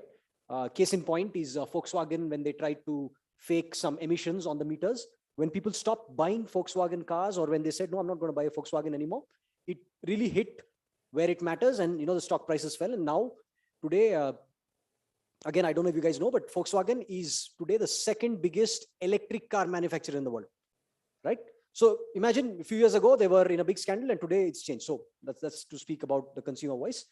But straight answer to your question is, we are doing something, but it's really scratching. It's the tip of the iceberg. We're not doing enough.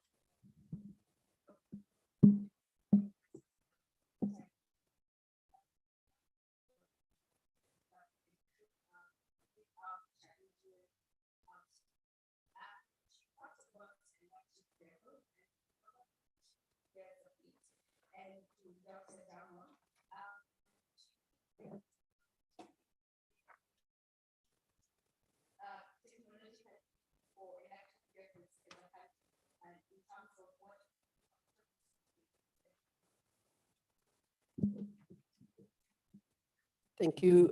Yes, I believe we are ready. As a country in Kenya, we are ready for electrical vehicles. Why do I say that? I say that because our electricity is a large portion of our electricity is not reliable. That is where the problem is. But in terms of actual capacity, we have good capacity. So what happens, and majority of our electricity is generated through hydro, through geo, and through wind. So wind is now contributing about 20% of the electricity that we are consuming. So I could confidently say more than 70% of the electricity that we consume is renewable energy. So this is good news, which means basically Kenya should be working on. But on the other hand, if we all went out and bought electrical vehicles, not hybrid, but straight electric, and we all plugged at home, I don't think the electrical grid will be able to cope with that. So we need to find a way to manage the demand and basically look at it from that perspective.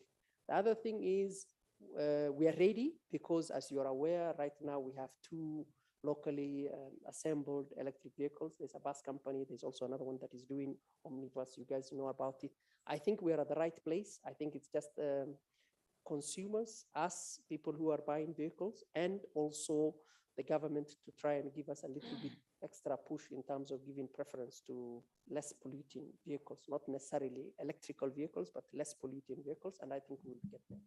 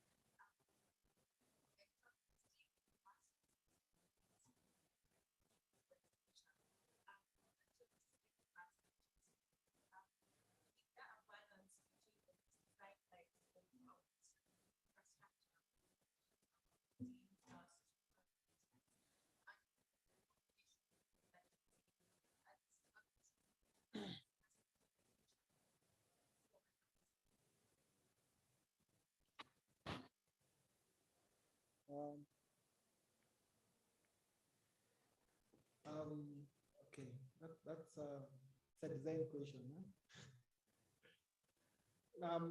I'm not exactly comfortable to say that we have enough for the future because our populations are growing every other day, especially the urban areas, and currently, especially the country Kenya, we've had a big influx of population moving into urban areas, while the government is quite slow in terms of investing in infrastructure.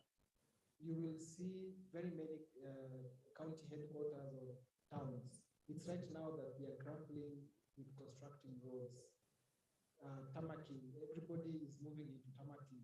So you find that in a financial year, probably a government invests almost 50% of their budget just to do tarmac for roads.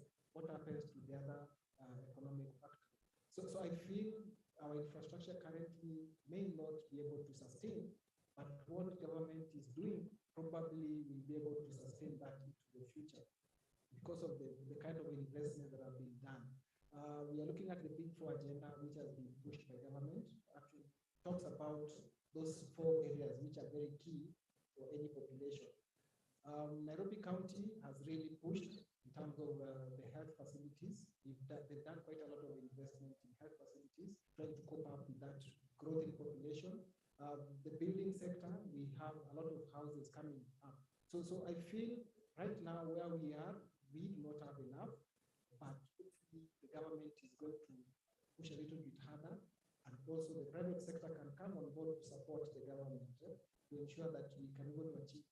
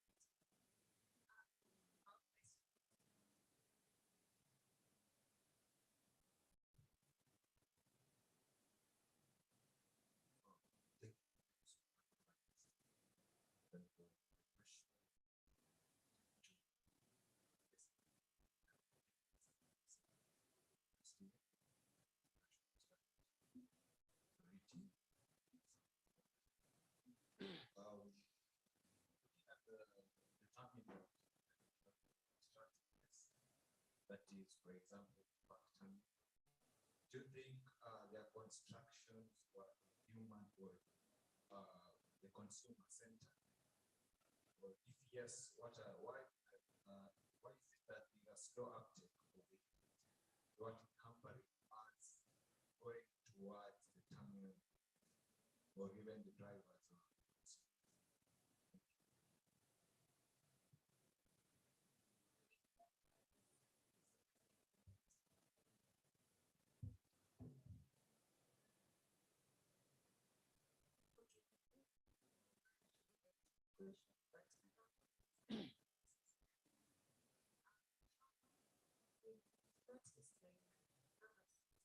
When the county plans are projects, for instance,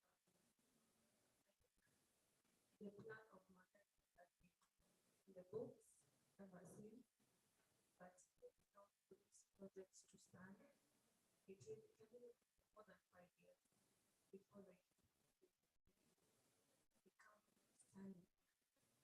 But the question is, what challenge or what because of this project not come to conclusion, have a bus transit system that was so far and further. So my question, what is the main challenge? What is this project's delay?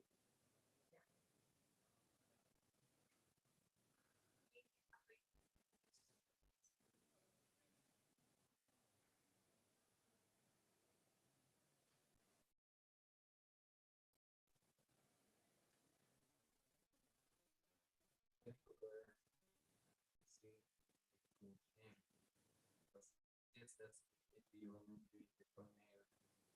If you can expect samples, disrupted.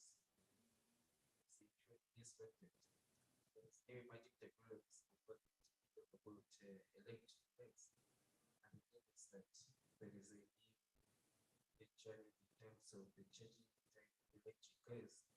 Also, how can you integrate the industry with what you're learning in school? Because you realize there's total disconnect between what you're learning in school and later go to the industry and realize that there's total disconnect. Because as concerning electric cars, there's been a lot of research technologies and emerging technologies in the market. And if we can incorporate things like quantum technologies, where you realize that you come up with problems in the industry. Yeah.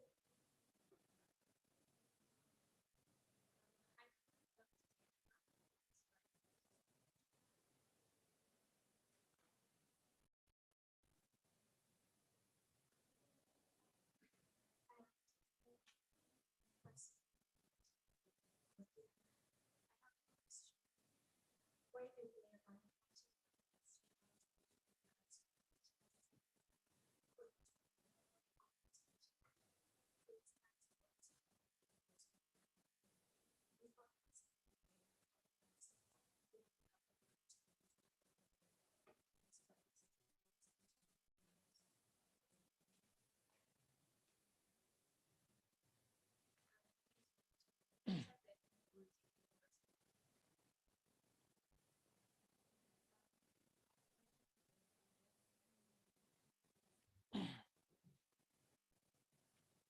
Thank you, Hannah. Thank you for that question. The terminals that were done by NMS, they were done in good faith because the public transport has become a menace, and how, especially people who wanted to do business, will not be able to do business. The only problem I find, and I think that could be a person who was an engineer, there are a lot of aspects that maybe were not considered. Number one is the issue of culture. You know, when you want to build for me a house, you need to come and understand my needs. What is it that I need as a person? The people that we were building for the terminal, these are people who leave work at 6, and probably because of the rush hour, he wants to buy maybe one or two things before he gets to the hotel. Doesn't want to start carrying heavy luggage across the city to go to the bus terminal. And probably that was not really picked out as part of the design solution that was done. So we need to look at the culture. Then the issue of accessibility, that's something that needed to be looked at. You want to move me from town so that I can go to get my matatu to go to Go, and I work in River Road. The only way I can get to railway is to walk. What is the other option for me to move from River Road to go to the Go terminal? So that was not part of it. I think it was part of the design. And then also the issue of population balance. You remember when the terminal, it's called the green terminal, when it was being tested, the pilot was being done, there was chaos along Gong Road, which means there was something that was lacking. And I think that applies to everything that we do in this country. We don't base our designs on data and research. We base our designs based on reactive measure. We do not have statistical backing when we're doing our designs. I feel the population on Gong Road is too high to be accommodated with the greenfield terminal. So I think there's a lot that we need to look at, make sure that we can be able to meet the needs of the customer, coexist with other stakeholders, because the people that we are really dealing with are the same people. They are the same people who are walking, they are the same people who are using these matatus. How can we be able to coexist amongst ourselves? Moderator, maybe if you could also allow me to talk about the projects, the ongoing projects. As NCA, we've been able to do a bit of studies in terms of the public projects, trying to look at why public projects are not performing. And some of them, or maybe I can say majority of them, is because of financing. Local government financing is quite complicated in the way it's being discussed. So you'll find that probably there's a particular project which was supposed to have been implemented, and it crossed over to the next financial year. And that money may not be readily available for the contractor to continue the project. So that transition period from one financial year to the next financial year usually creates a bit of delay in terms of the implementation of the project. And also the other issue is project planning. Like now, when you're talking about the bus transit, it's a very big project in itself. It's not about the road only. It's a very big project in itself, in that we also need to procure the buses. We also need to procure the system. So it's a big project that needs different agencies to come on board and sit together and deliver. So probably that could be a challenge, given that this is government and we are dealing with different agencies trying to manage one project. So probably that could be the challenge in terms of project planning and implementation. Okay, and you've talked about the major delay being financing and project planning, and probably just to hear from someone who's in the private sector, Engineer Alexandra, would you mind answering that question, the major delay in our project implementation and completion?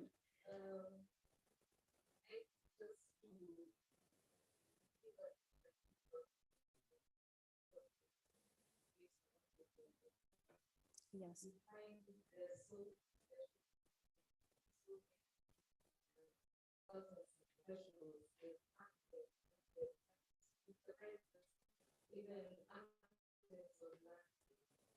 And you find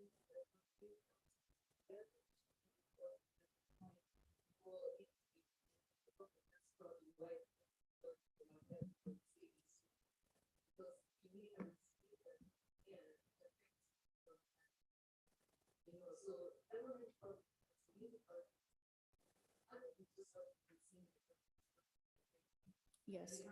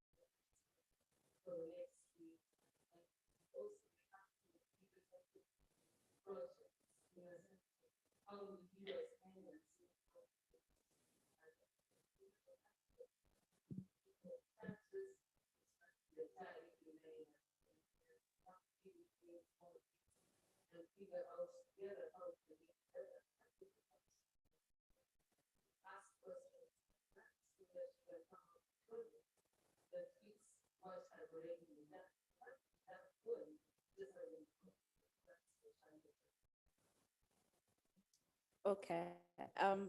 The other question was about involving new technologies and the bridge between industry and school. Engineer Ditya. So to give you a straight answer on that, I fully agree that there is, let's say, disconnect, but there is a time.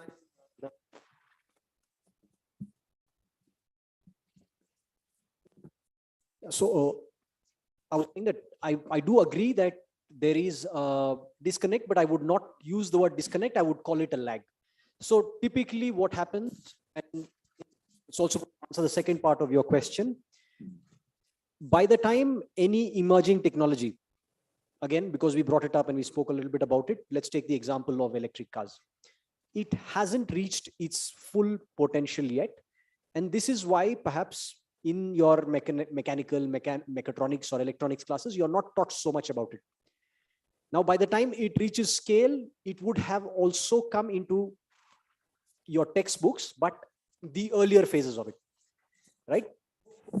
Opinion, and I am speaking from personal experience, the best way to bridge this gap, and if you have a certain incline towards this kind of technology, typically what would happen is it's not working so well, so I'll try to speak a bit loudly. Yeah, is everybody at the back in here? Okay, so typically what's going to happen in some case like this is that when you go to an internship with an industry that's working something like this, you probably have a fixed knowledge how to calculate work or how automation work in general. Then you marry that with what you again, it's not very but that's the way I do. Okay, because when you say I was absolutely said something else and it happened. So I understand. But we from the other side, the person or the team that's lecturer is probably also interested in technology, but trying to digest how do I put it to the textbooks and how can I deliver it to the students, but it's not going to happen by it's going to be a little bit of a lag. So the way I recommend that you all of you, and I saw the speakers in the morning here, so I think this is that's it.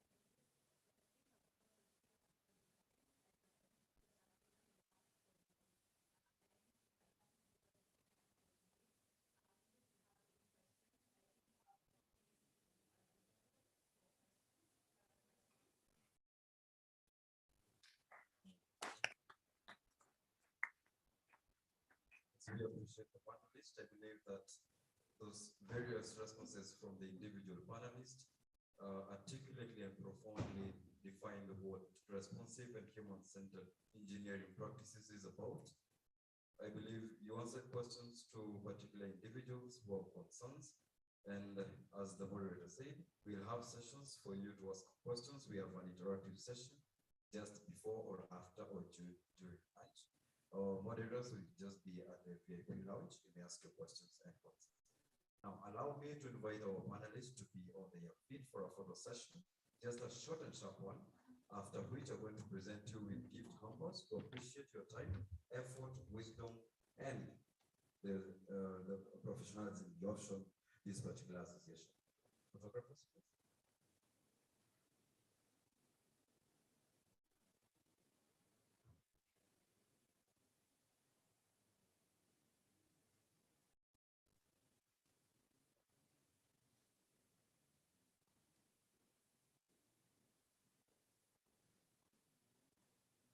Having done that, allow me to invite to the stage Masharia, the ISEC chairperson, to present a gift hamper to Dr. Jama. The rest of the panelists, you may have a seat as we wait for your individual gift hampers. Asante sana Daktari for the wisdom you have imparted upon these students. Thank you so much for your time. May God bless you, and we look forward to hosting you again and again. Thank you. Next on stage, we'll have Churchill Ouma. Churchill. Before Churchill goes, we also have Rahma Abdul Basit, the chairperson.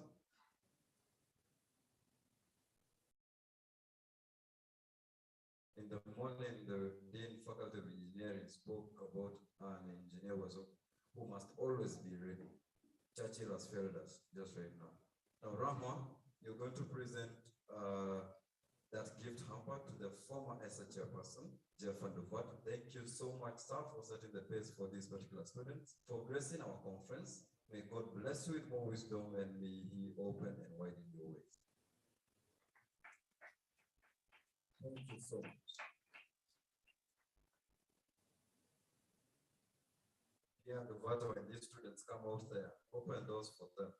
Make the struggle easier for them. We can't struggle against poverty and struggle against connections at the same time. God bless you, Jeff. Yes. We shall now have Churchill. He's now ready. Churchill will present the gift hamper to Aditya. He has spoken articulately about his field of specialty, what he does at L'Oreal. We are grateful for hosting you, sir. And look forward to hosting you again, and also imparting more wisdom on this student. Thank you so much, Bona. So you can flash me and then I send you. Next, we shall have Collins Nayomo.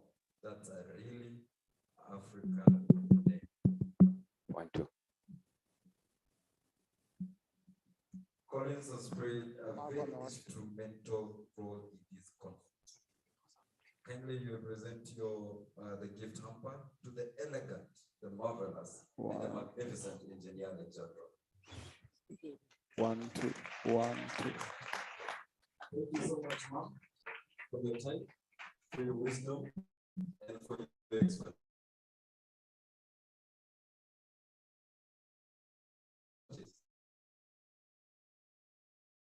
We appreciate and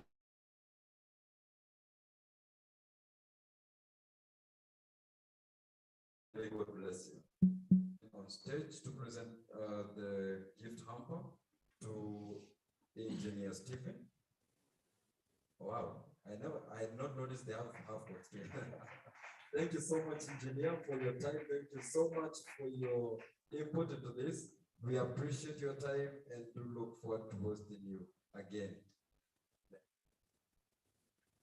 Hannah, we got you. I will have one student volunteer from the audience, the one who is stand up first, to go present a gift hamper to our moderator. She has done a very incredible and marvelous job. Someone. Oh, thank you. There is a very well-dressed young man who is walking up to stage. Kindly consider his proposal, right? Kindly put it over there. Wow. What a match. Thank you so much, Hannah, for your time, your effort, your research. I know you had to do some research to do with the profiles. Thank you for moderating such an excellent panel discussion. God bless you, and may you open your ways. Thank you so much, ladies and gentlemen, for your patience, your contributions. your concerns, your questions, and as we head to lunch, we understand that an engineer must always have a very full stomach for them to work. You need the energy. So at this point, I want to release you, ladies and gentlemen, to go have lunch, which will be on 5th floor, during which you can also interact with the desks that are just outside here. You'll get to learn and to interact with various companies. Thank you so much. May God bless you. Let us have my co-MC pray for lunch. Tusiende tukule vitu zingine tuanze kuona maneno. Thank you so much.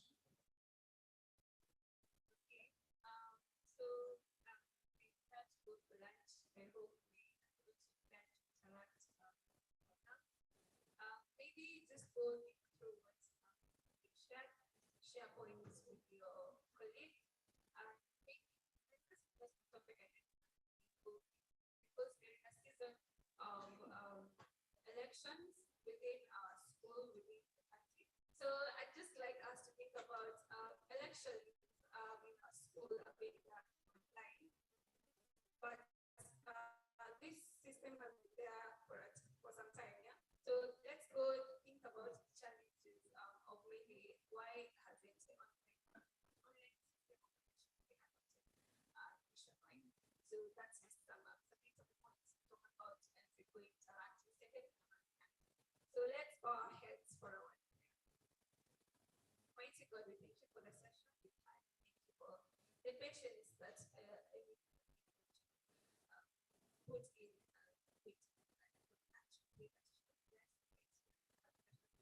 for us. Bless those who and we that shall be us even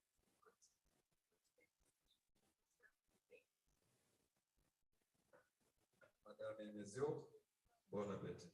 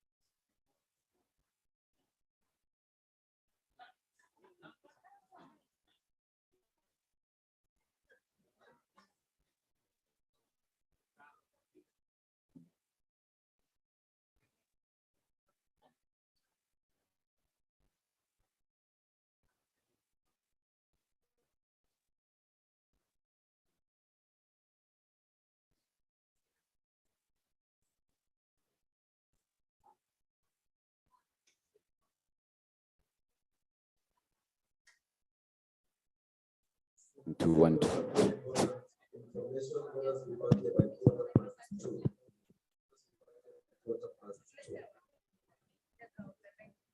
One, two, one, two.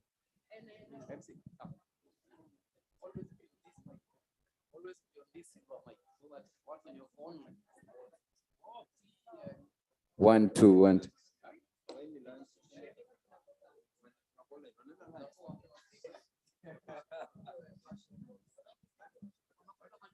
Thank you.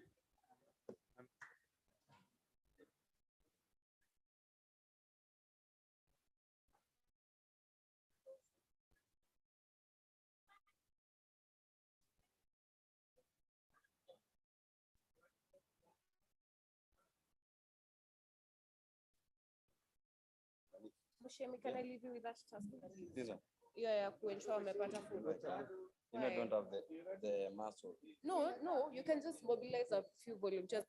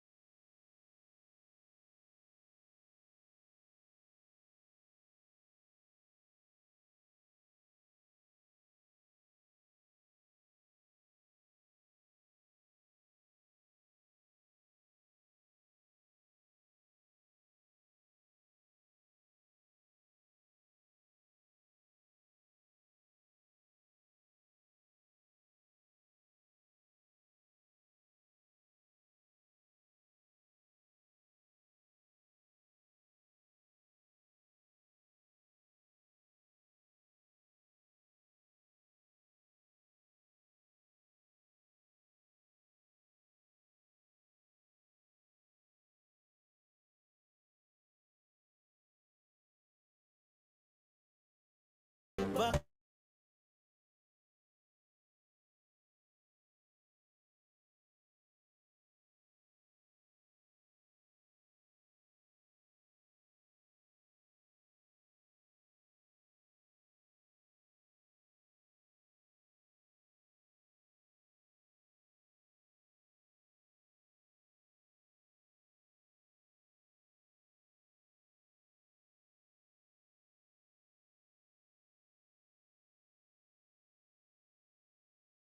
Oh la la la, la la la, never seen before.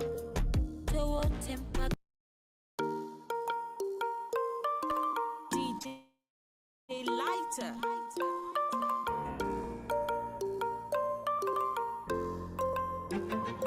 Mi amor, temo, oh baby, mon amor, hakuna mwingine wa kumsikia kwenye masikio yangu, hakuna mwingine wa kumwona kwenye macho yangu. Ni bebe, hani nishushe mabani, nigege, mikoko tabani.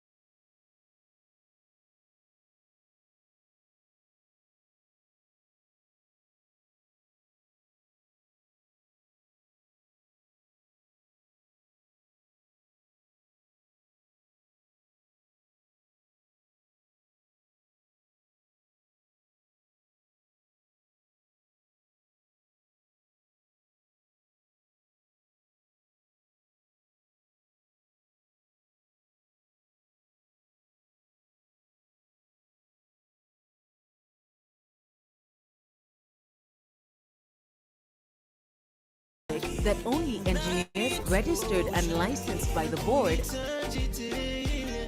I can do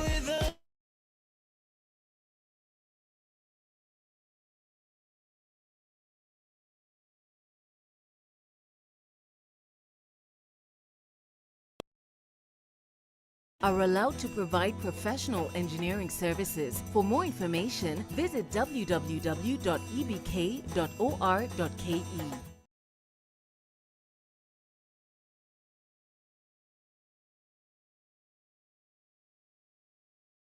The Engineers Board of Kenya, EBK, is a statutory body established under the Engineers Act 2011 and is responsible for the registration of engineers and engineering firms, regulation of engineering professional services, setting of standards, development and general practice of engineering.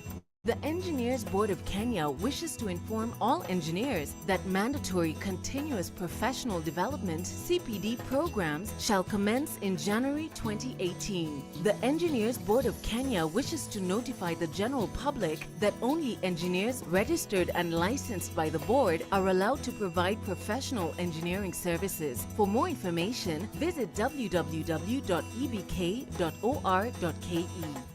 The Engineers Board of Kenya, EBK, is a statutory body established under the Engineers Act 2011 and is responsible for the registration of engineers and engineering firms, regulation of engineering professional services, setting of standards, development and general practice of engineering. The Engineers Board of Kenya wishes to inform all engineers that mandatory continuous professional development (CPD) programs shall commence in January 2018. The Engineers Board of Kenya wishes to notify the general public that only engineers registered and licensed by the board are allowed to provide professional engineering services. For more information, visit www.ebk.or.ke. The Engineers Board of Kenya, EBK, is a statutory body established under the Engineers Act 2011 and is responsible for the registration of engineers and engineering firms, regulation of engineering professional services, setting of standards, development and general practice of engineering. The Engineers Board of Kenya wishes to inform all engineers that mandatory continuous professional development (CPD) programs shall commence in January 2018. The Engineers Board of Kenya wishes to notify the general public that only engineers registered and licensed by the board are allowed to provide professional engineering services. For more information, visit www.ebk.or.ke. The Engineers Board of Kenya, EBK, is a statutory body established under the Engineers Act 2011 and is responsible for the registration of engineers and engineering firms, regulation of engineering professional services, setting of standards, development and general practice of engineering. The Engineers Board of Kenya wishes to inform all engineers that mandatory continuous professional development (CPD) programs shall commence in January 2018. The Engineers Board of Kenya wishes to notify the general public that only engineers registered and licensed by the board are allowed to provide professional engineering services. For more information, visit www.ebk.or.ke.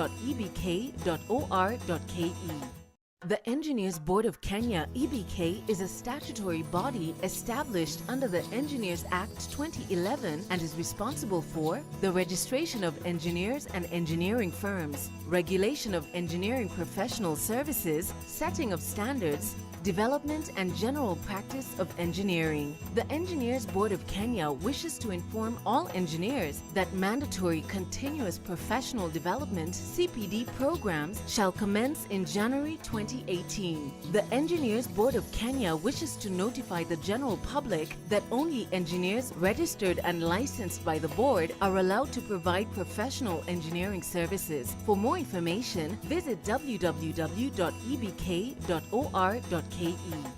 The Engineers Board of Kenya, EBK, is a statutory body established under the Engineers Act 2011 and is responsible for the registration of engineers and engineering firms, regulation of engineering professional services, setting of standards, development and general practice of engineering. The Engineers Board of Kenya wishes to inform all engineers that mandatory continuous professional development (CPD) programs shall commence in January 2018. The Engineers Board of Kenya wishes to notify the general public that only engineers registered and licensed by the board are allowed to provide professional engineering services. For more information, visit www.ebk.or.ke. The Engineers Board of Kenya (EBK) is a statutory body established under the Engineers Act 2011 and is responsible for the registration of engineers and engineering firms, regulation of engineering professional services, setting of standards, development and general practice of engineering. The Engineers Board of Kenya wishes to inform all engineers that mandatory continuous professional development (CPD) programs shall commence in January 2018. The Engineers Board of Kenya wishes to notify the general public that only engineers registered and licensed by the board are allowed to provide professional engineering services. For more information, visit www.ebk.or.ke. The Engineers Board of Kenya (EBK) is a statutory body established under the Engineers Act 2011 and is responsible for the registration of engineers and engineering firms, regulation of engineering professional services, setting of standards, development and general practice of engineering. The Engineers Board of Kenya wishes to inform all engineers that mandatory continuous professional development (CPD) programs shall commence in January 2018. The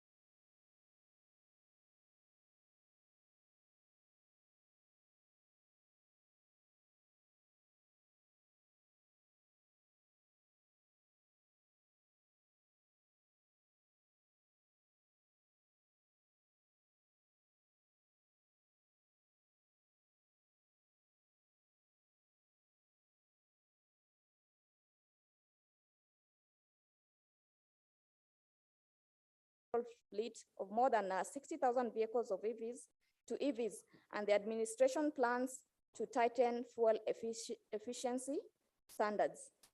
So emerging markets are dependent on imported used vehicles.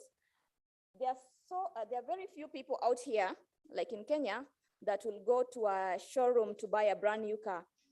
You'll see very few vehicles, let's say from DTOB on the road. Most of the people do go to the yard to buy a used vehicle. And in a fossil situation, it's an ideal situation because maybe the mileage of that vehicle is 5,000 mileage, or let's say 10,000. So you can still, the vehicle still has got a lot of life left in it. But when it comes to electric cars, the battery have a lifespan. They have a certain duration on which they can serve. So for instance, you're importing already used electric cars, then we'll be left in a situation that the cars that will be getting to our market will be like will just be like a dump site. They'll be dumping their old used electric cars, and you can even use that vehicle for less than not even 5 years. Let's say they've already depleted the entire life of the lithium-ion batteries, and your vehicle can't hold charge for quite long. The same case too, you can relate to your phone. There's a duration that it gets that your phone the charge lasts for 2 hours or less. And when it was new, it could last for a day or 2 days before you charge again. So the same case applies to electric cars, because if the battery lifespan is depleted, it cannot sustain you. The charge cannot sustain you to go long distances. So in that case, we'll only be buying already used vehicles that will be more like a dump site for electric cars. So to help us to help Africa overcome that, we are creating conversion kits. Instead of buying this car that the life of the batteries has already been depleted, we give you a new battery pack, a new powertrain that you install to the same shell on that you still have, and you get quite the same performance as you could with a brand new electric car. So those are some of the challenges and some of the reasons that we should push you or should make you go electric. And with me, I have the challenges that we are facing in the e-mobility sector, challenges that needs to be addressed, challenges that can hinder someone from going electric. Every day when you wake up, you want to know, if I go electric, for instance, my vehicle used to go in full tank for, let's say, 500 kilometers. And you're wondering whether you can still achieve the same with electric car. So yes, those are some of the challenges that we need to address. And we have other challenges like raw materials, recharging time, and charging infrastructure. So with raw materials, we have quite few iron, as you know, lithium, the electric batteries for EVs are mostly lithium, nickel, cobalt, manganese, and graphite.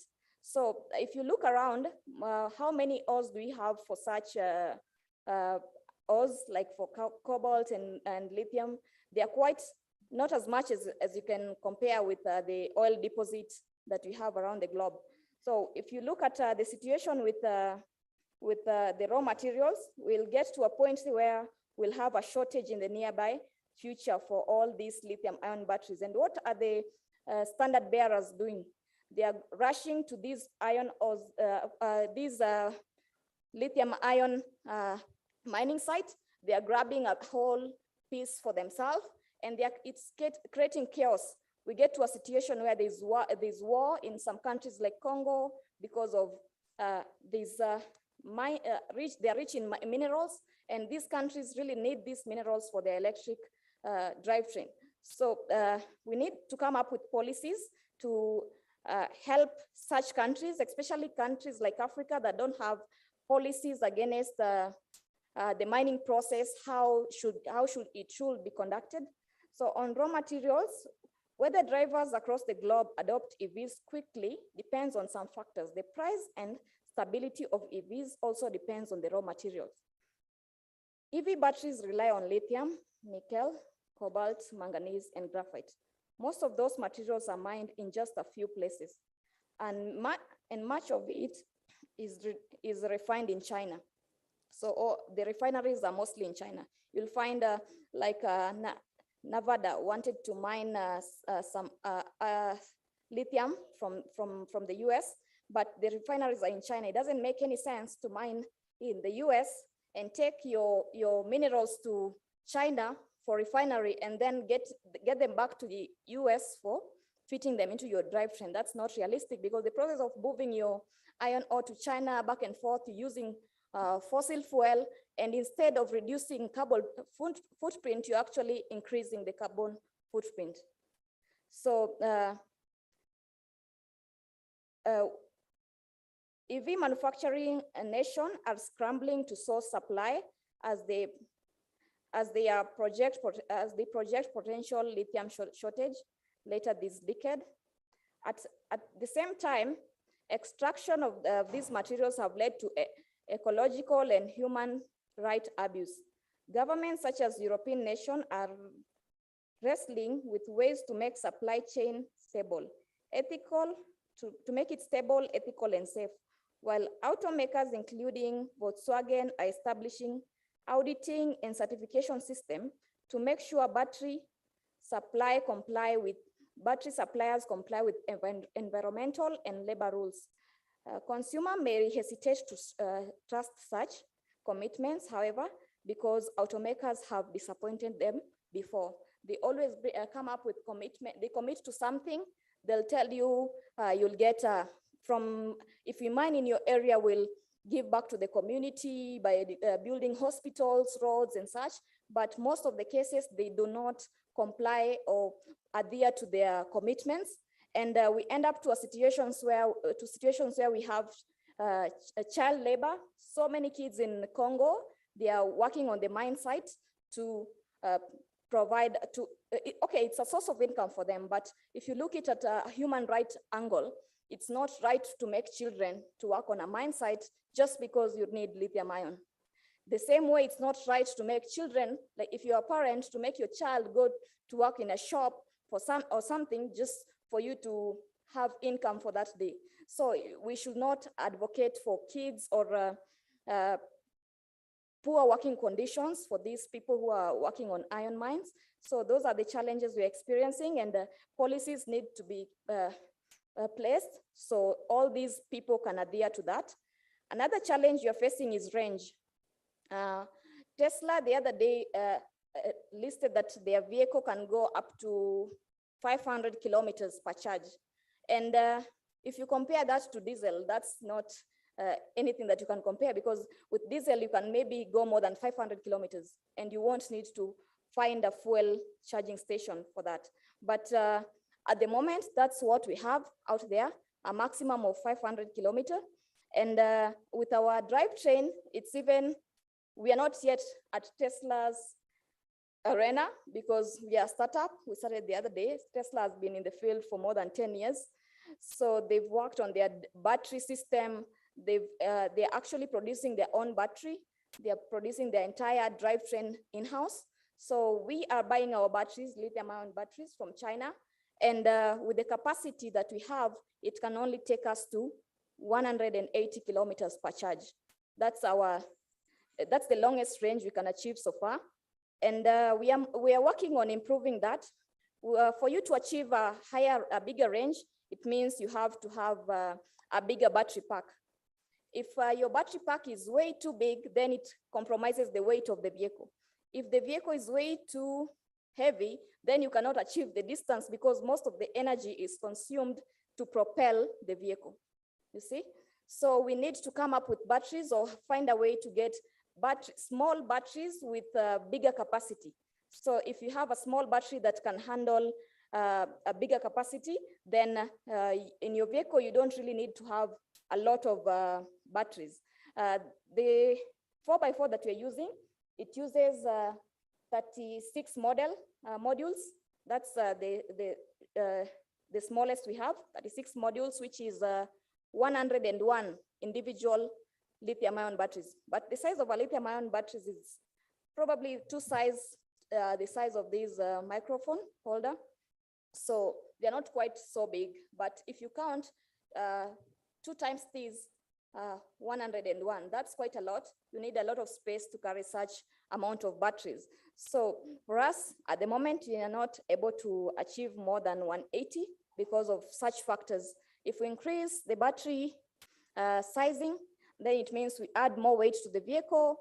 And for the small batteries that are out there, they are quite very expensive. If you buy a very small battery with a bigger capacity, they are quite very expensive. So for the conversion pricing will be so expensive, and it won't make any economic sense to convert a car for 10 million, does it? So that's our maximum range for the 4x4. And for the buses, we are doing 30 modules. They are quite bigger modules than the ones we are using for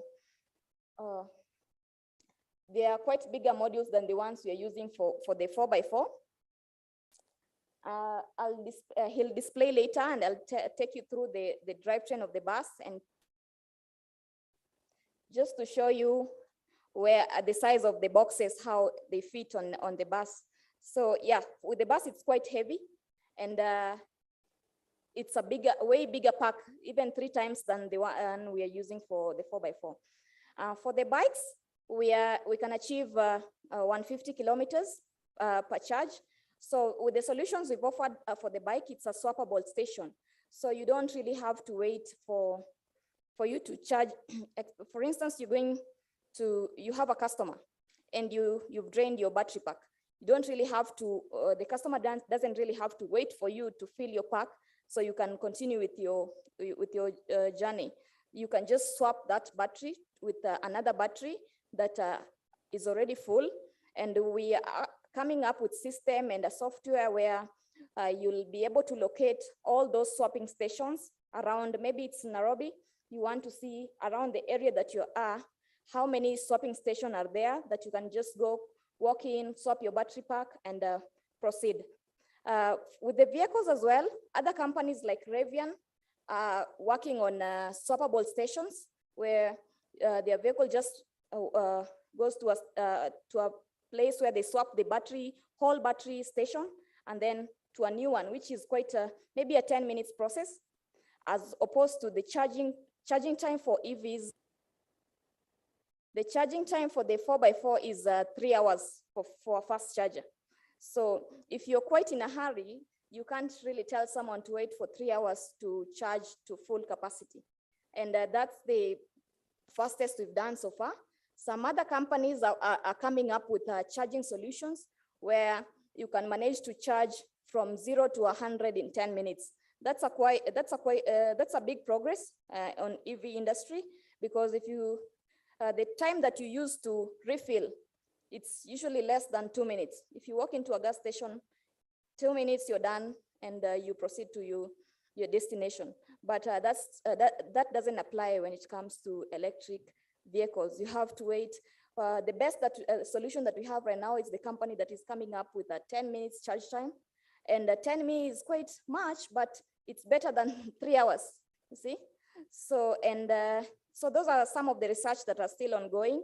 And the 10 minutes charge station is not yet released, but what we have right now is the DC fast charger for 3 hours. And there's also AC fast chargers.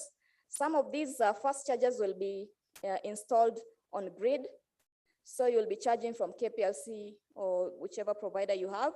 And for the areas that do not have access to electricity, we'll install an energy solution, solar and batteries. So that way you just charge from the battery pack, and it doesn't inconvenience you. And from the software that we are creating and the application that we are creating, you can manage to easily locate all the charging station around your area.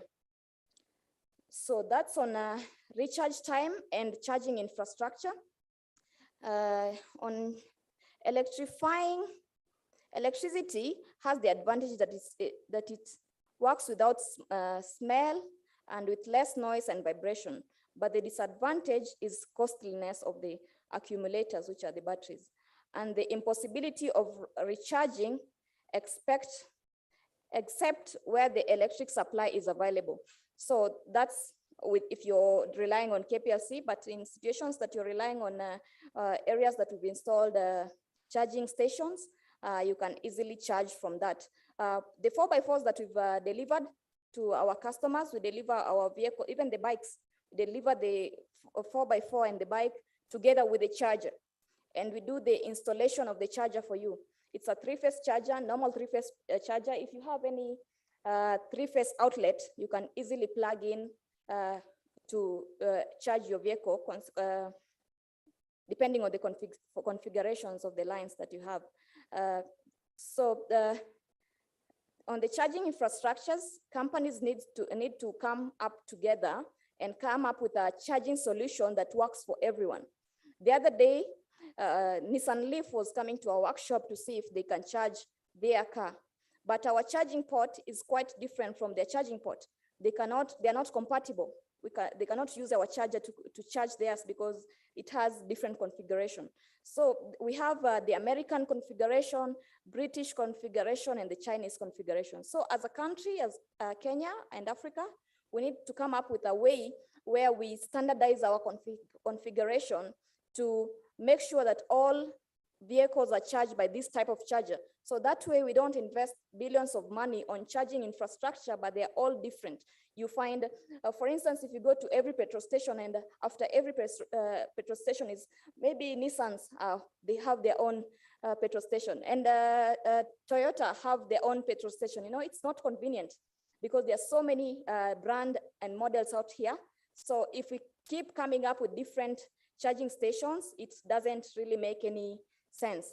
And for the charging infrastructure to work, government has to play a role on that because it's quite expensive. For the DC-DC fast charger that we're installing for the bus, one DC-DC fast charger costs us 1 million, the cheapest that we have. So are you telling me that you'll tell all these consumers to buy a 1 million watt fast charger? It doesn't make any economic sense. So government have to place find a way to contribute on this journey of e-mobility, maybe by reducing tax. We have electric products or green energy related products tax-free. So that way it can really accelerate the process of conversion to or transition to electric mobility. Like Tesla and other company is building its own exclusive charging network, 3,500 fast charger on highway and thousands more in state parks and near trailheads. Even though most charging takes place at home, a spotty and inconsistent charging network complicates long trips and remains a reason for some people not to buy electric vehicles. Like I mentioned, if you can't find, maybe you want to go to Mombasa and there's no charging port, let's say at Mtitoandei, you can't go with your electric car that you paid for 4 million to convert, because how will you manage to go all the way to Mombasa if there's no charging port in between, and the charge that you have cannot take you all throughout the journey. So we have to cover these gaps of charging infrastructure and make it consistent enough that you're confident that if you want to go to Wajir today, you'll still have a charging port around Nanyuki or somewhere, you see? So that's on charging infrastructure.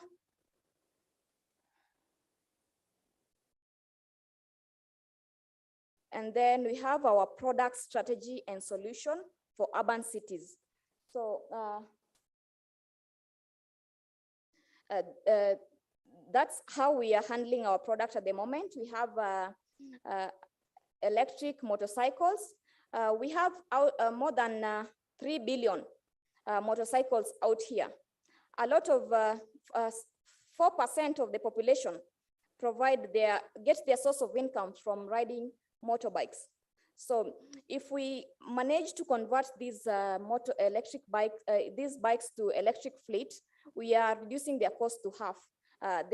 We were doing an interview with one of the riders that is operating with our bike in Kisumu, and if he manages to save 4,000 a day when he's using fossil-driven drivetrain, but when we gave him the electric drivetrain, he just swipes the battery pack around twice, and for one swapping, it's 30 shillings.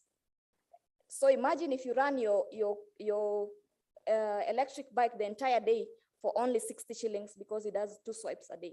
And he manages to save now 8,000 from his daily revenue that he gets. So these people, if we manage to make 4% of the population have twice as much what they used to have, it means it will have a very big social impact. These people will manage to take their kids to better schools. These people will manage to make better investment and saving plans. And as a country, we are going to grow financially, because the economy of the country is going to grow so high because these people are the biggest. It's 4% of the population. It's quite a big number. The other day when you saw the demonstration about the boda guys, it was quite intense because there are so many people out here who depend on boda to provide for their families, to take their kids to school.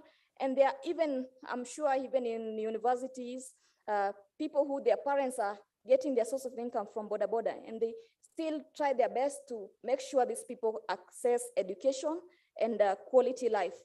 So if we manage to increase the income of that segment of the population for instance, they were saving 4,000 and now they're saving 8,000, it means their livelihood is going to improve. And that's a good angle to look at it as a country. And if the worry is, will they really adopt? You're asking me if I tell you today you'll earn 4,000 and tomorrow you'll earn 8,000, is it even a question whether you're going electric or not? To you, it's what really makes the most financial sense. If it makes it, if it gives you more money, then it's worth it. You don't, because most of these boda people, they're not the people who are concerned about carbon footprint. Oh, it's creating pollution. It's not a better future for my kids. They are not concerned on all that. They are only concerned on their daily revenue. How much are they making? How are they going to be able to take their kids to school, to provide for their family? That's the most important thing that they think they care about. And if our electric bike answers all these questions, then definitely we are looking at a situation where the 4% of the population will be fully electric. We are doing quite a number of partnership with Uber at the moment to have their electric fleet, their boda fleet electric for the delivery trucks and delivery bikes, all electric. That's a big angle and a big approach, because Uber is a big role play. Everyone every day is using Uber.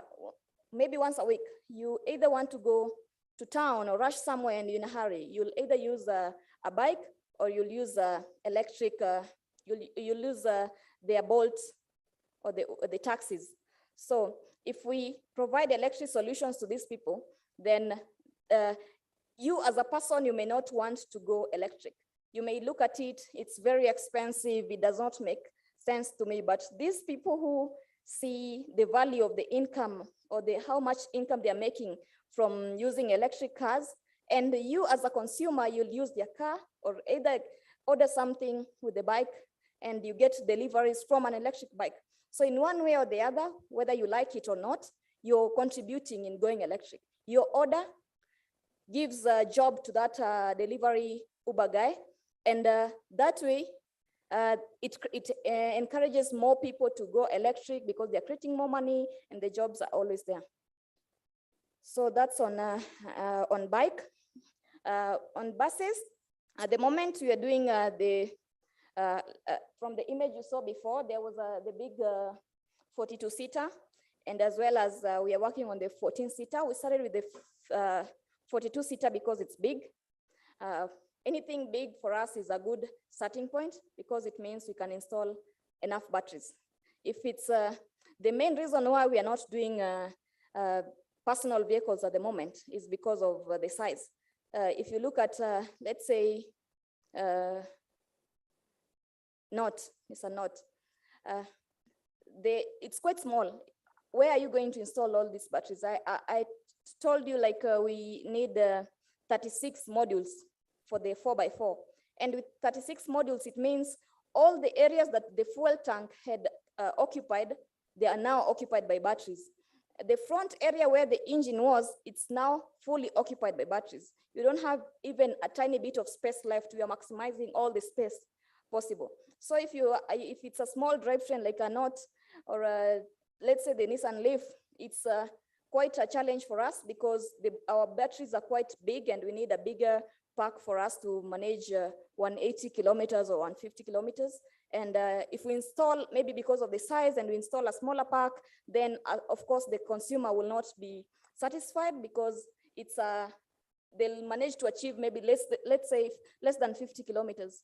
It doesn't make any economic sense to go 50 kilometers and you have to wait 3 hours to charge, you know? So that's why our approach at the moment is big buses.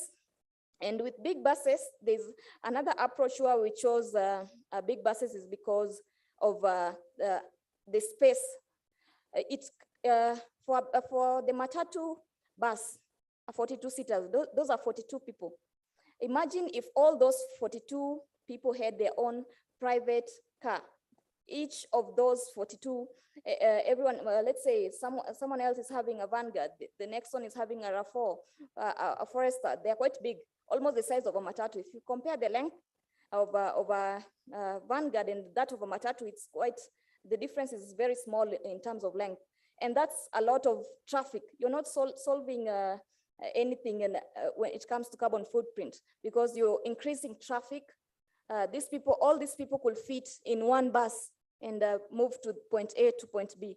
So if we can make the public transport reliable and sustainable, we'll get to a situation where people will prefer public options over personal vehicles. At the moment, everyone wants to buy their own personal vehicle because the public transport is not sustainable, it's not efficient, so and it's not reliable.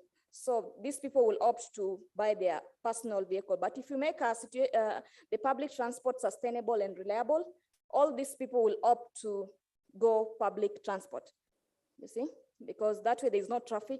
All these people that could have fit in 500 meters, they're now in one bus.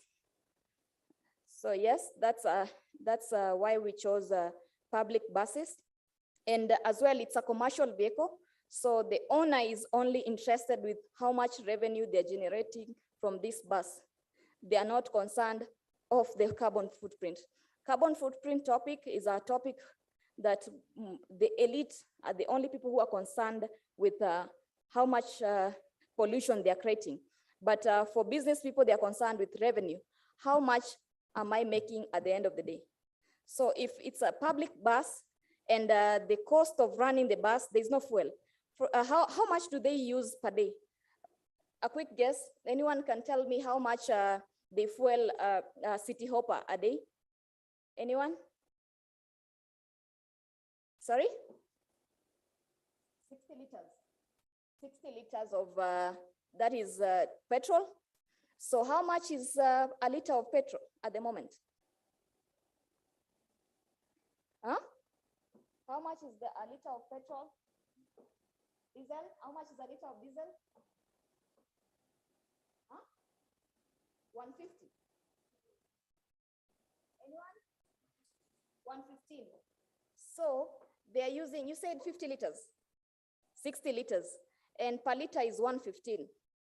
So how much do they use per day? By the end of the day, it's 60 liters and 115 per liter. So how many times do they refill in a day? Once, twice? Twice?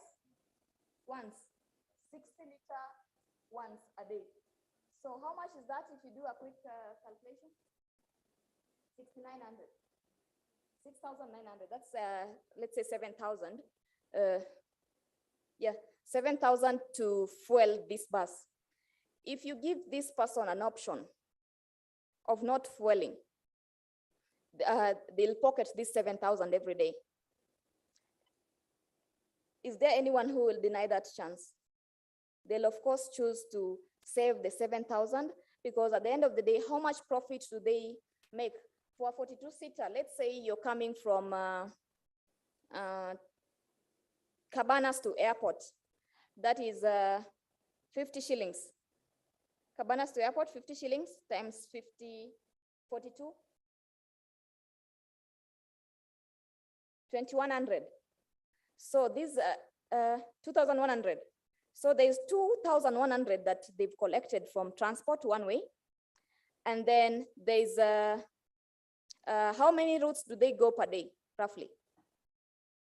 How many routes do a 14-seater or city hopper make in a day? Minimum trips? Anyone? Let's say on a worst day, they'll do 5 rounds. Yeah, 5 rounds? More or less? Less, more. So it's 8 rounds. Let's do a minimum of 8 rounds. 8 rounds times 2,100. That's 16,000. If you're making 16,000 a day, and you've spent 7,000 on fuel, how much are you left with? 9,000. So 9,000, you haven't paid your conductor and your driver. How much does a driver earn per day? Huh? How much does a driver roughly earn a day for a matatu driver? 1,000. 1,500. I subtract the 1,500 from the 9,000, that's 7,500. The conductor, let's give them 500. You're left with, how much? 1,000 as well. So you're left with 65. And you haven't paid these con guys that are con artists that are all over, that are collecting every day 20 shillings from every stage. You've experienced that. There's every stage, there's someone who is, oh, I gathered the customers for you and you have to give me 20 shillings for every stop that you make. So let's give it another 1,000. Okay, 500. 500. So you're left with 6,000. This guy is only pocketing 6,000 for a whole day of traffic, a whole day of a situation where you meet a traffic officer. It's equivalent to just sleeping, because a traffic officer will demand 2,000 if they catch you in a 5,000. So literally you're just working, you're not even working. If you have to go for, you're left with 6,000, and there are so many situations. I guarantee you every week you must be caught for some stupid mistake. So there are some days that you're actually not working. So it's just equivalent to staying at home. So we are giving you an option of, you save the 16,000. It's 16,000 that you generated per day. You pay your driver 1,500. You pay your conductor 1,000. How much are you left with? 16,000 minus 2,500. That's 13,500. So you are pocketing 13,500 a day, as opposed to 5,000. Of course, you'll choose to pocket 13,000. That's not even debatable. So that is in a situation, and you are pocketing 13,000 every day. Let's say you converted this bus at 10 million. Yeah, but it's a vehicle that you already used on fuel and the engine knocked. So instead of dumping your car to the yard or maybe selling it as scrap, you investing another 10 million to give it a new life. So as opposed to buying a brand new car and converting the already existing drivetrain that you have, I'll choose to convert, because buying a brand new might be more expensive than that. And it comes with fuel, it comes with Maintenance, how many times do you have to go for maintenance per month? How many times does a bus or maybe a personal vehicle goes for maintenance? Once in 3 months. Huh? So if you're taking your vehicle for service okay, there are so many moving parts as well that we haven't even considered. You're using hydraulic for your power steering. You have brake fluids. You have coolant for your cooling system. You have so many fluids that you're using on this vehicle. And if you're going electric, you're not buying any of this. Apart from our system is water cooled. So our controller, motor, and charger is water cooled.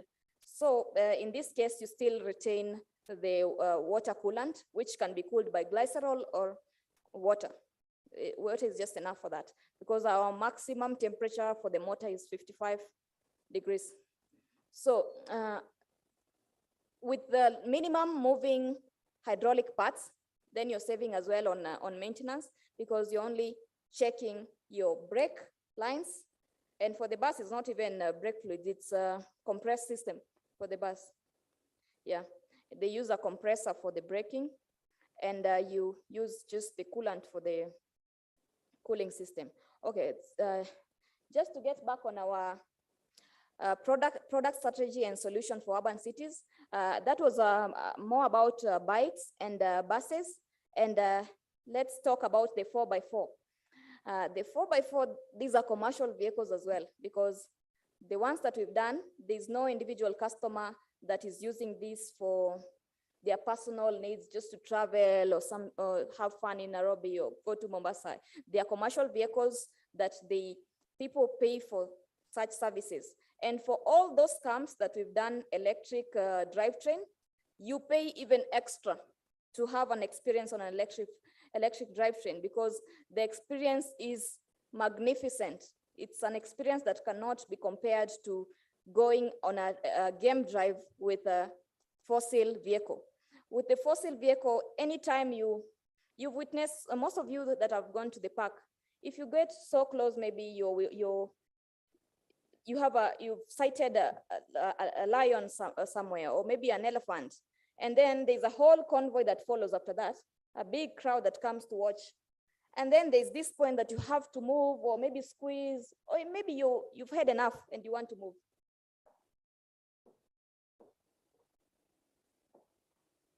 So a situation where you want to move, you have to start your engine.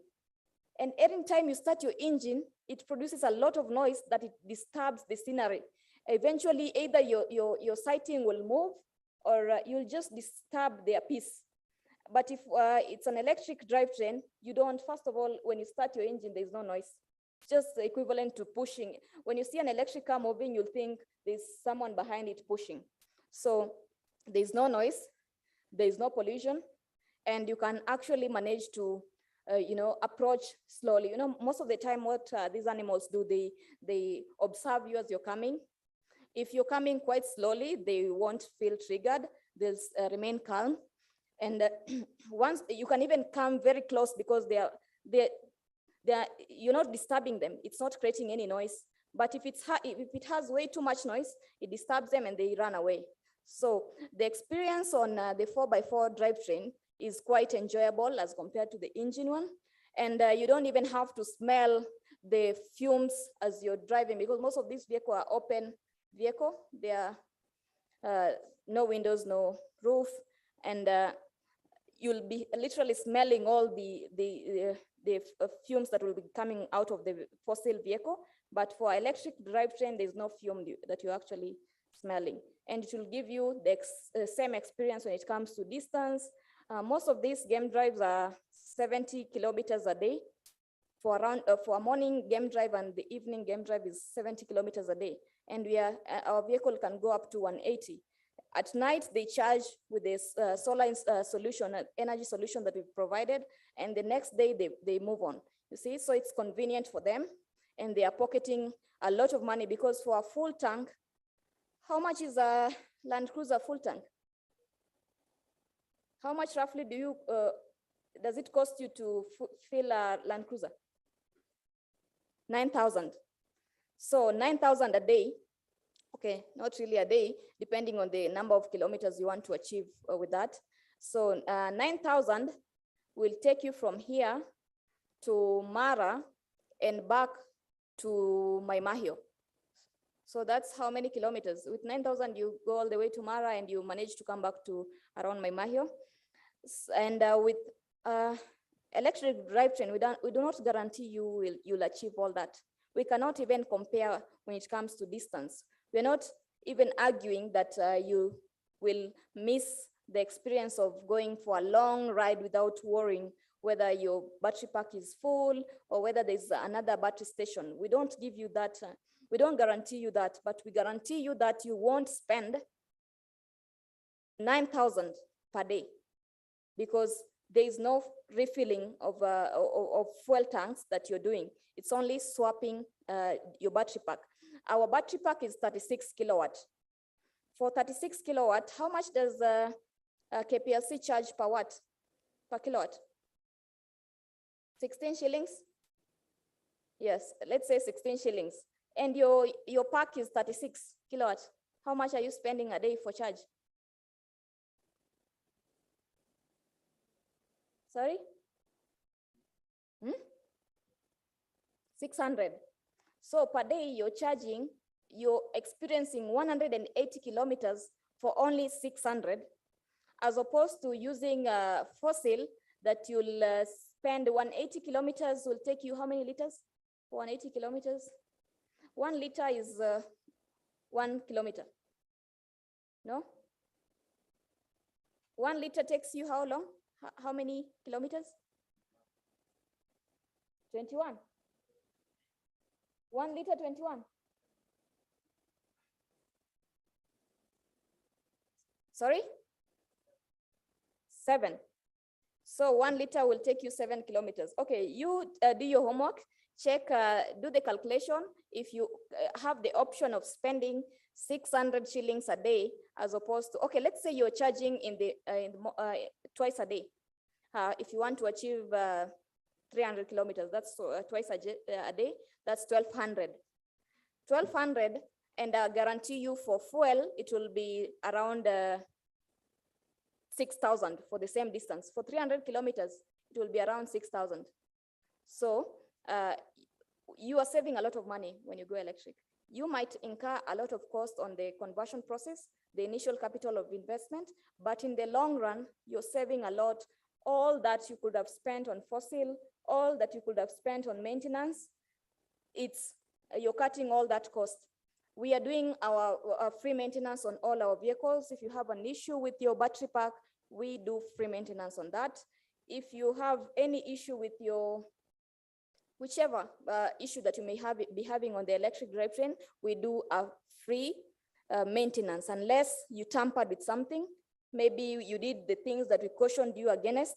For instance, our motor has a revolution of 5,000 revolutions per minute. And our controller, it can only handle a maximum of, okay, our motor is 6,000 revolutions per minute. Our controller can only handle 4,000. So in a situation where you free spin, you're roasting your controller because it cannot handle 6,000 revolutions per minute. It's too much. You're drawing too much from the battery pack and the controller cannot sustain that. So there are things that we caution you against. And if you happen to do the things that we cautioned you against, of course, you'll incur the cost of such damage. A controller kit costs around 400,000 and our motor costs around 600,000. So if you damage any of those in reference to anything that we cautioned you against, then of course we'll incur this cost. And it's with any manufacturer. Even for instance, today, my Mac, I happen to have a charging issue. And from nowhere I decide, oh, I'm an engineer, so let me fix this. I dismantled my dashboard to check my charging port. I have lost warranty of that product. If anything happens after that, the company does not guarantee me the refund on that product because I chose to go against the rules and policies that they kept in place. So yes, that's our product strategy. For the product strategy as well, there's the charging. So I've mentioned electric motorcycles, electric buses, and the Muse powertrain, which is the 4x4. And we also do charging infrastructure, like I mentioned, just to make your whole process to be like an ecosystem where you don't have to worry, where will I charge? If I buy this car, where will I find my charging port? We install that for you. We give solutions. So we give you for the bike a swappable option. For the Matatu, we give you a fast charger. We install on your route, different routes, different fast chargers. So you have that option, and we don't charge you on that.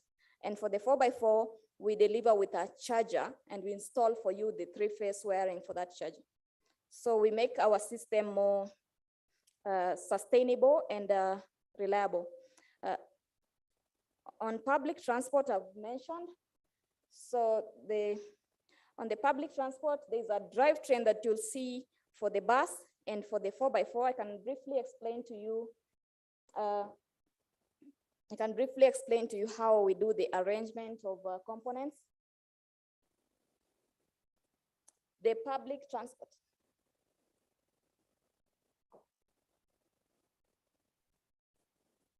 So yeah, this is my last one.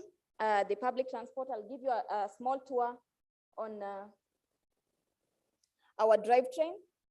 As he looks for it, it's a bus and a chassis and a box. Okay, let's maybe you can have a look on the previous one that you displayed. Yeah, so that's our 4x4. As you can see on the front area, the engine area, there's the front box where we have the lithium-ion batteries, as well as our powertrain.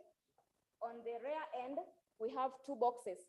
There's one just under the carriage, and one on the fuel tank area. So we have 2 battery packs. And on the far end, the grayish thing that you can see with kind of orange connectors, that's our charger, water-cooled charger. So as you can see, we've maximized space on that vehicle. And with that amount of space, we can only achieve 180. So if you want more than that, then literally you'll have to walk with you're towing another truck full of batteries. So because we don't have more space to put some more batteries on that. On the buses as well, there's another drivetrain for the bus. That's our charger, as you can see on the left. That's our charger that we deliver with the 4x4. And that's the front box, how it looks. We retain the brake system and the radiator for cooling the motor and controller. That's our charging infrastructure. On the lower bit side of it, you'll see the box. On the side, the controller is mounted, and the motor. Our motor is coupled to the drivetrain. That is the 4x4 transmission. So you retain the 4-wheel functionality of the vehicle. So as I finalize on this, I'll leave you with a question. And you'll raise your questions. Anyone with a question first before I leave you with my question? Yes?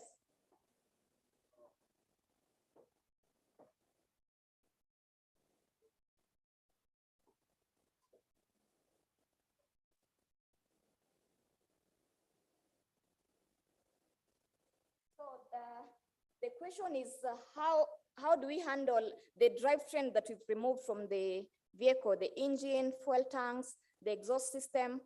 So most of our vehicles are customer vehicles. You bring your vehicle to our workshop and we convert. So you retain ownership of all these parts. If you want your engine back, if you want your exhaust system back, you will literally give it back to you, because there are other customers that bring in brand new vehicle, like the vehicle we did last year. It was a brand new straight from Toyota Kenya, 0 mileage, and they chose to convert it to electric. That's a brand new engine that they can use for something else. So they retain ownership of all the components that were on the drivetrain. And if it's our vehicle, then we have extra engines on our workshop. We haven't yet found a way on disposing them, because we don't want to sell engine. We'll be contributing to carbon footprint, and Yeah, so we haven't found a better way to dispose most of this stuff. Any other question? Yes?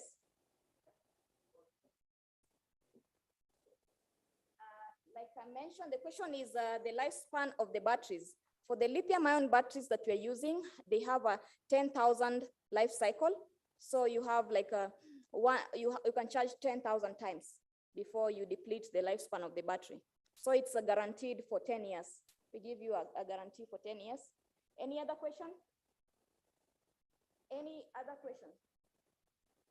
So I will raise my question. My question is, with nearly a quarter of global emission coming from all types of transportation, can we warn ourselves of petrol-powered car fast enough to avoid the worst effect? And can we do it without sparking a new environmental calamity? There's so many environmental calamities that can come when people are scrambling for minerals. There's calamities when people are, of course, it triggers war. There's war associated to going electric. So how do we do this? How do we go electric without sparking a new environmental calamity? Without maybe deforestation? If maybe the mineral, the mining area is inside a forest, the Amazon forest or wherever, how do we go electric without maybe destroying our forest, without triggering any environmental calamity? So that's a question that I leave it to you, and you can think about it and find a way.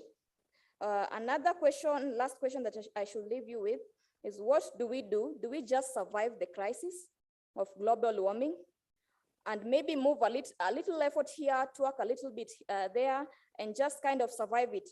Or do we come out of this crisis stronger, better, smarter, and with purpose? So it's a challenge on you, whether you want to survive the global warming crisis and or you want to take part in creating a better future tomorrow. Thank you very much.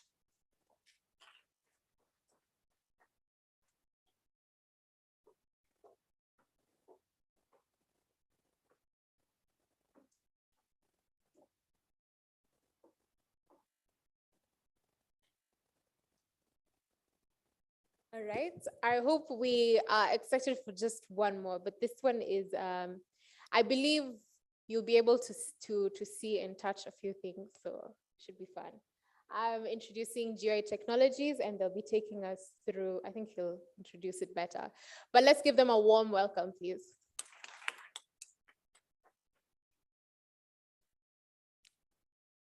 Ladies and gentlemen, comrades, and my learned friends, good afternoon. So maybe to start off, there's something fascinating and funny about the human mind. You find that the human mind starts working from the moment that you're born, yeah? And it never stops. But the only time it decides to stop is when you stand up and to speak in public. So before my mind starts working,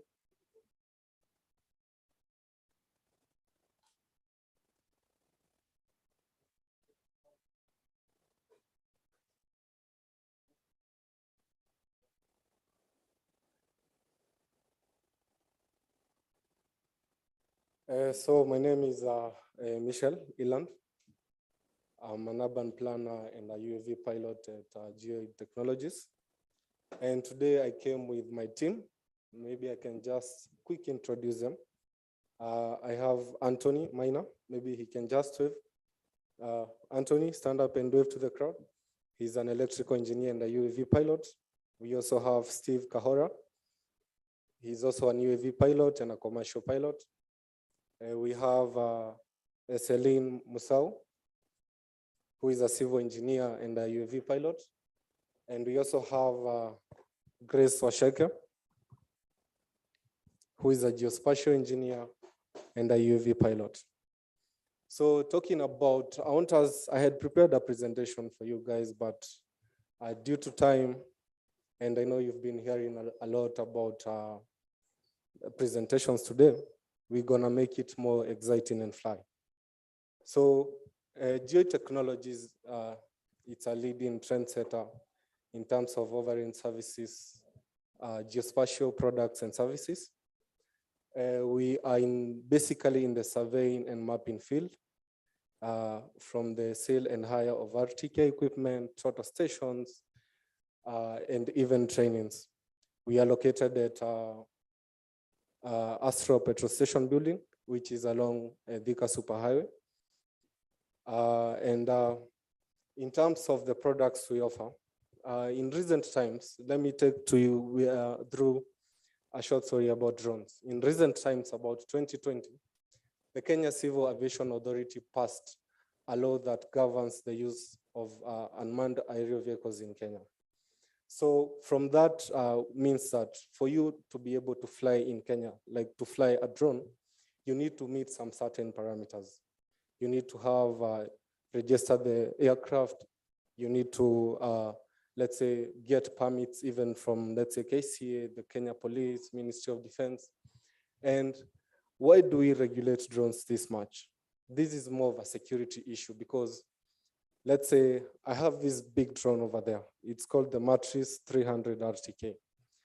That drone has a maximum takeoff weight of about 9 kilograms. So you can imagine if, let's say, a terrorist attaches, let's say, 2 kilograms of C4 explosives, it can do a lot of damage. That's why this industry is so much regulated. So in terms of offering these products, I'm here to tell you today that I can make you pilots. We are a training organization, what we refer to as an UTO. We train drone pilots. This is a 2-week course that you cover theory for 1 week. Basically, you get to learn about various aspects of airlow, navigation, theory of flight, battery procedures, for you to be able to understand the different aspects in flying these particular drones. And then the second week's covered what we call the GFT, which means it's a ground flight training. That training covers also 1 week, and you are able to physically fly the drone and get all the manual aspects of flying that particular drone. So today with me, in lines with today's theme of engineering for humanity, drones can be used for an array of different products and services. You'll be able to find that maybe talking about food security and agriculture, you'll find that drones can be used for those what we call multispectral analysis, which is how you can be able to measure the plant health using certain payloads of multispectral cameras. And again, for those who have maybe large tracts of land, you can be able to spray with a drone. We have a drone called the DJI Grass G30. Can spray about 150 acres in a day. So in comparison to maybe the normal conventional methods we use for spraying, like the hand sprayer, you'll find that drones are proving to be more efficient and optimizing our work efforts as farmers. And again, in the aspect of surveying and mapping, you'll be able to find that these particular aircrafts, they have RTK services on board or devices on board. That way you are able to achieve the accuracy of your projects up to a centimeter and sub-centimeter level. So you'll be able to find that initially you'll be able to, let's say, map an area of 800 acres in about 2 weeks. But with drone, you can be able to map that 800 acres in a day with different outputs where you have the 3D visualization models, you have what you call digital service models, digital terrain models. And again, what it can be able to inform your work as surveyors and engineers for the terrain infographics. So for today, I want it to be a little exciting, and maybe Anthony. Unfortunately, we cannot fly the big drones in-house, but we can fly the smaller drone, which is Air 2S. And maybe after this, we can proceed to the graduation square and fly the bigger drone. And you can be able to see firsthand how we can use this particular aircraft for surveying and mapping. So, ladies and gentlemen, maybe Anthony, we can launch just a little bit, the Air 2S.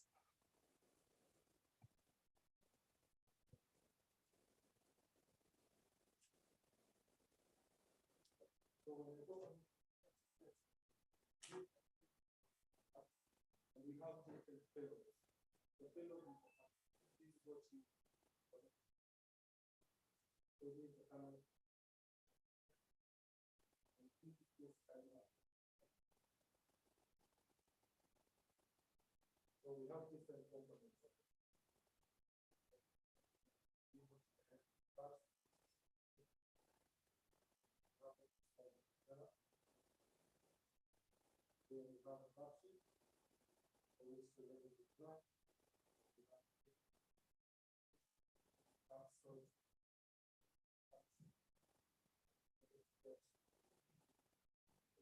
That's particular. And these drones are kind of, you have different setups. In a way that when you fly a drone in the environment, you have obstacle sensors. When you set an obstacle sensor, let's say, so if I maybe go to the person,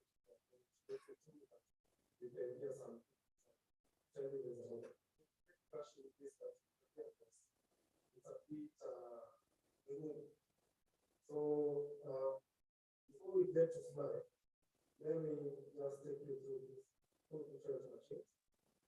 What we have here are big drones. They have quite advanced payloads. We have payloads to connect FTK devices and good. And for this is the Falcon 4 FTK. So it's a whole Falcon. This is on top of it. This is what you use for position. And we have different. We have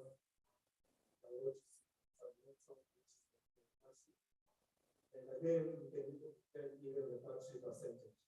The 4 slots means that each slot has a 5%. That's 100%.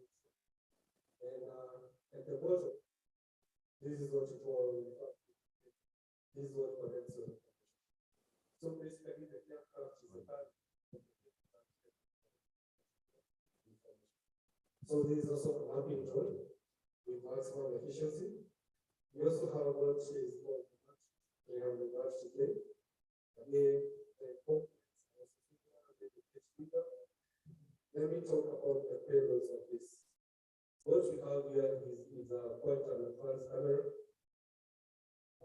We refer to it as Zen Message 20. This is a nano camera. Let's say to say something like search and rescue. Let's say you lost some 2 people in a forest. You can go to this particular drone, the nano cameras, to pinpoint their actual location. You can also inspections, let's say for power. So we have heat and signals. And again, we also have this other payload.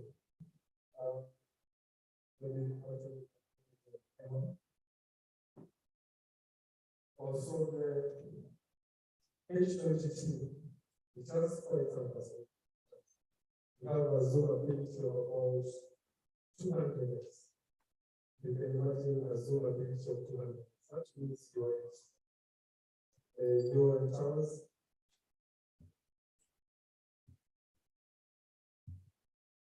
And you can be able to zoom out to with quite a good resolution. So you can imagine how much is going to change the whole inspection. Let's say you are doing an inspection, let's say for Safaricom, for those control towers. That means you don't need to fly really within a close proximity to the particular sector. So that's very, very changing.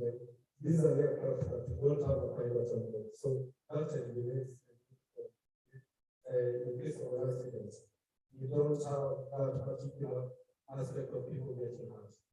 So for the matches, we normally have 2 payloads. This is what we call the H20, the And what we have here is, again, we refer to it as a when-use add-on. This is a Leica camera. This is what you use for your survey grade mapping. You can be able to map those tiny little bitcoins, but you're going to be it. So this is really game changer. After this, we define how this maybe technology was a channel. So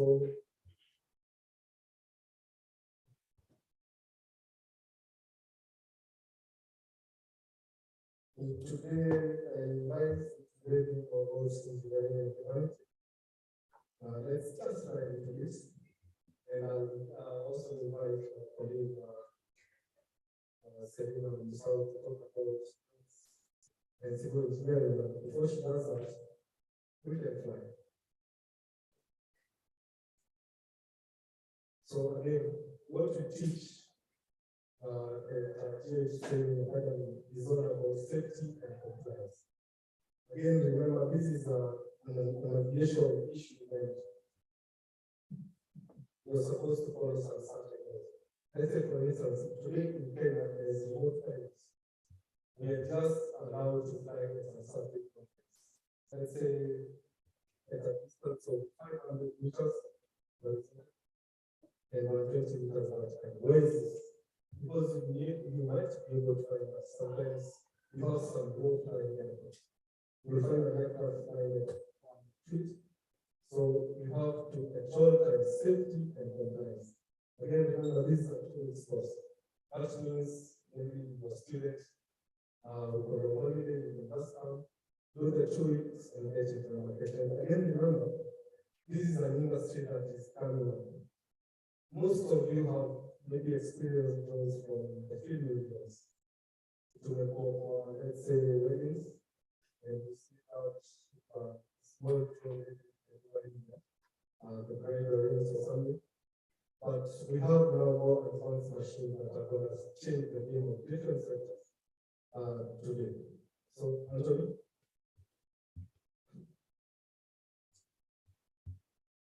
So in terms of collecting information, these tools are too versatile, and we will able to find that we have hard to reach areas. You might be doing some survey, let's say in a forest, and you're in an area that reaching is a bit impossible. These drones are able to collect that.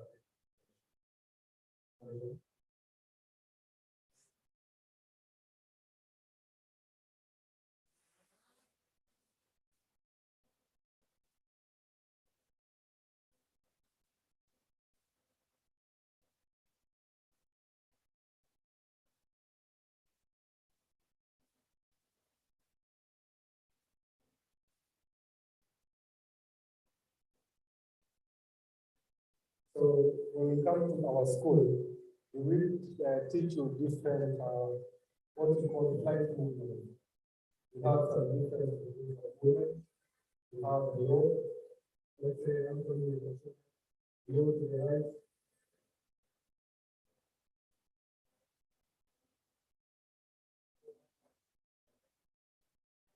So that's a yes. This different degrees of movement help you to control this particular thing. Low to the right.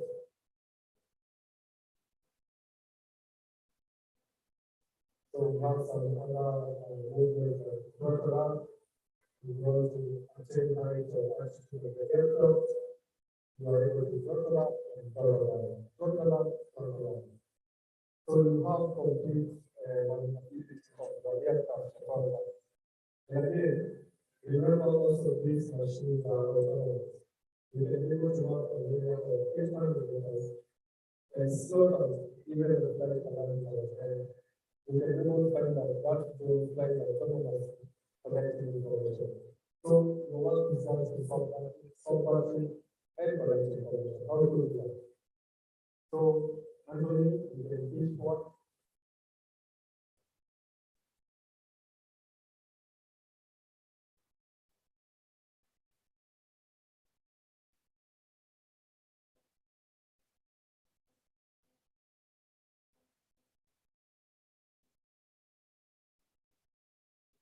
So again, I said this is more of a feeling of this area of production that kind of information. Then you can use it for, let's say, something like building model. It's the evolution of these cameras and what advanced images. Is that you can be able to collect much real-time information and process it with commercial structures for you to get a different output. So, ladies and gentlemen, for the final last one, again, remember we are going to define the big matrix ourselves in the square.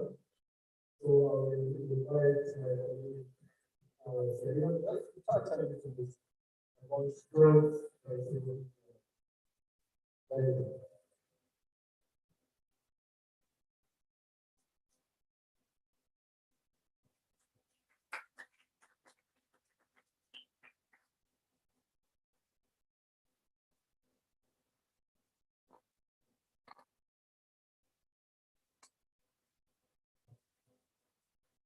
Good afternoon, everyone. My name is Selina Mosau, sorry. I am a student civil engineer. I am also currently the youngest female drone pilot in Kenya. And yes, and I'm very excited to be here. At Geo Technologies, we prioritize safety above everything else. And the reason why we got into drone technology is to reduce the time taken for a lot of things like mapping, inspection, and also to provide high accuracy data. So I just want to start off by asking you just one question. From the short presentation we've had from my colleague Mike, what areas are drones used that you know of as of now? Yes? Sorry? Yes. Very true. She says used for delivery of medicine and blood. Any other? Yes? Yes, agriculture.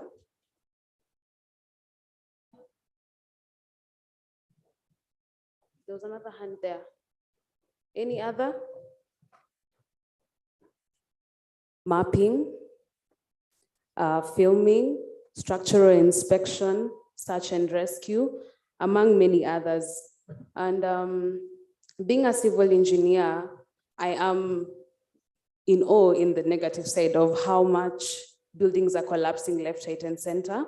And just last month, I don't know if you guys saw this, but there was a bridge that collapsed in Kajiado worth 100 million Kenyan shillings.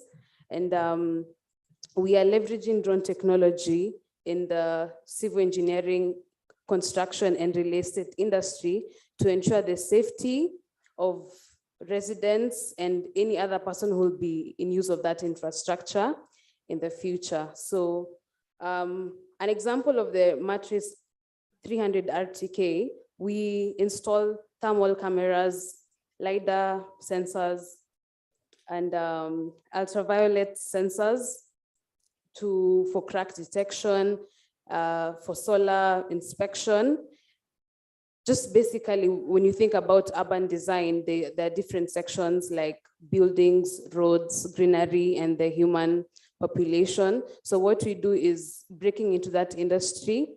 We look for ways to ensure the safety of people who work there and people who will use that infrastructure in the future. And I don't want to make this very long because I know we're all very excited to see this big and small drones fly. So that will be all from me. Thank you.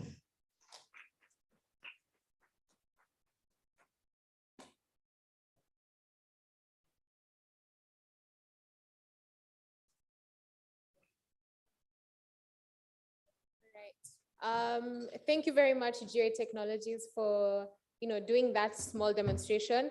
I'd like to re-emphasize what they've just said. This drone, I just asked how much it costs. Are any of you guys interested in knowing how much that drone costs? So, okay, I don't know if it was correct, but what I was told is that drone costs 3.2 million shillings. So, and getting it to come to University of Nairobi for it to fly in this premises was a security issue. It was a national issue. It was many issues. So we're going to go outside and fly this drone. So I do welcome you all to, a graduation square immediately after we close here, which we are doing right now. So we'll just allow GA Technologies to leave, and then we can take some photos, and we're done for the day. Yeah. Just like our committee members to come on stage so we can take some photos. We close and we're back at it again at 8 a.m. Yeah, but tomorrow there's a lot happening. There's an ambassador from Denmark to Kenya that's coming. The vice chancellor will be here, and lots and lots and lots more. So you're very welcome. Our committee, please come on stage. And Kenya Green Building Society, please come on stage with us. Michael, would you like to come on stage as well? And for photo. Esther, please come on stage for a photo, please. Our committee members, please come to the stage so we can take a photo with our guests.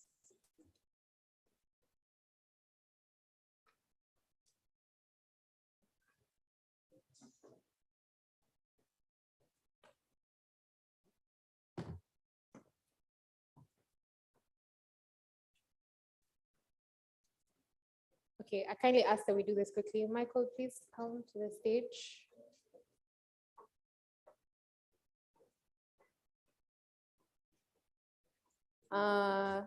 Yeah, great. The banner.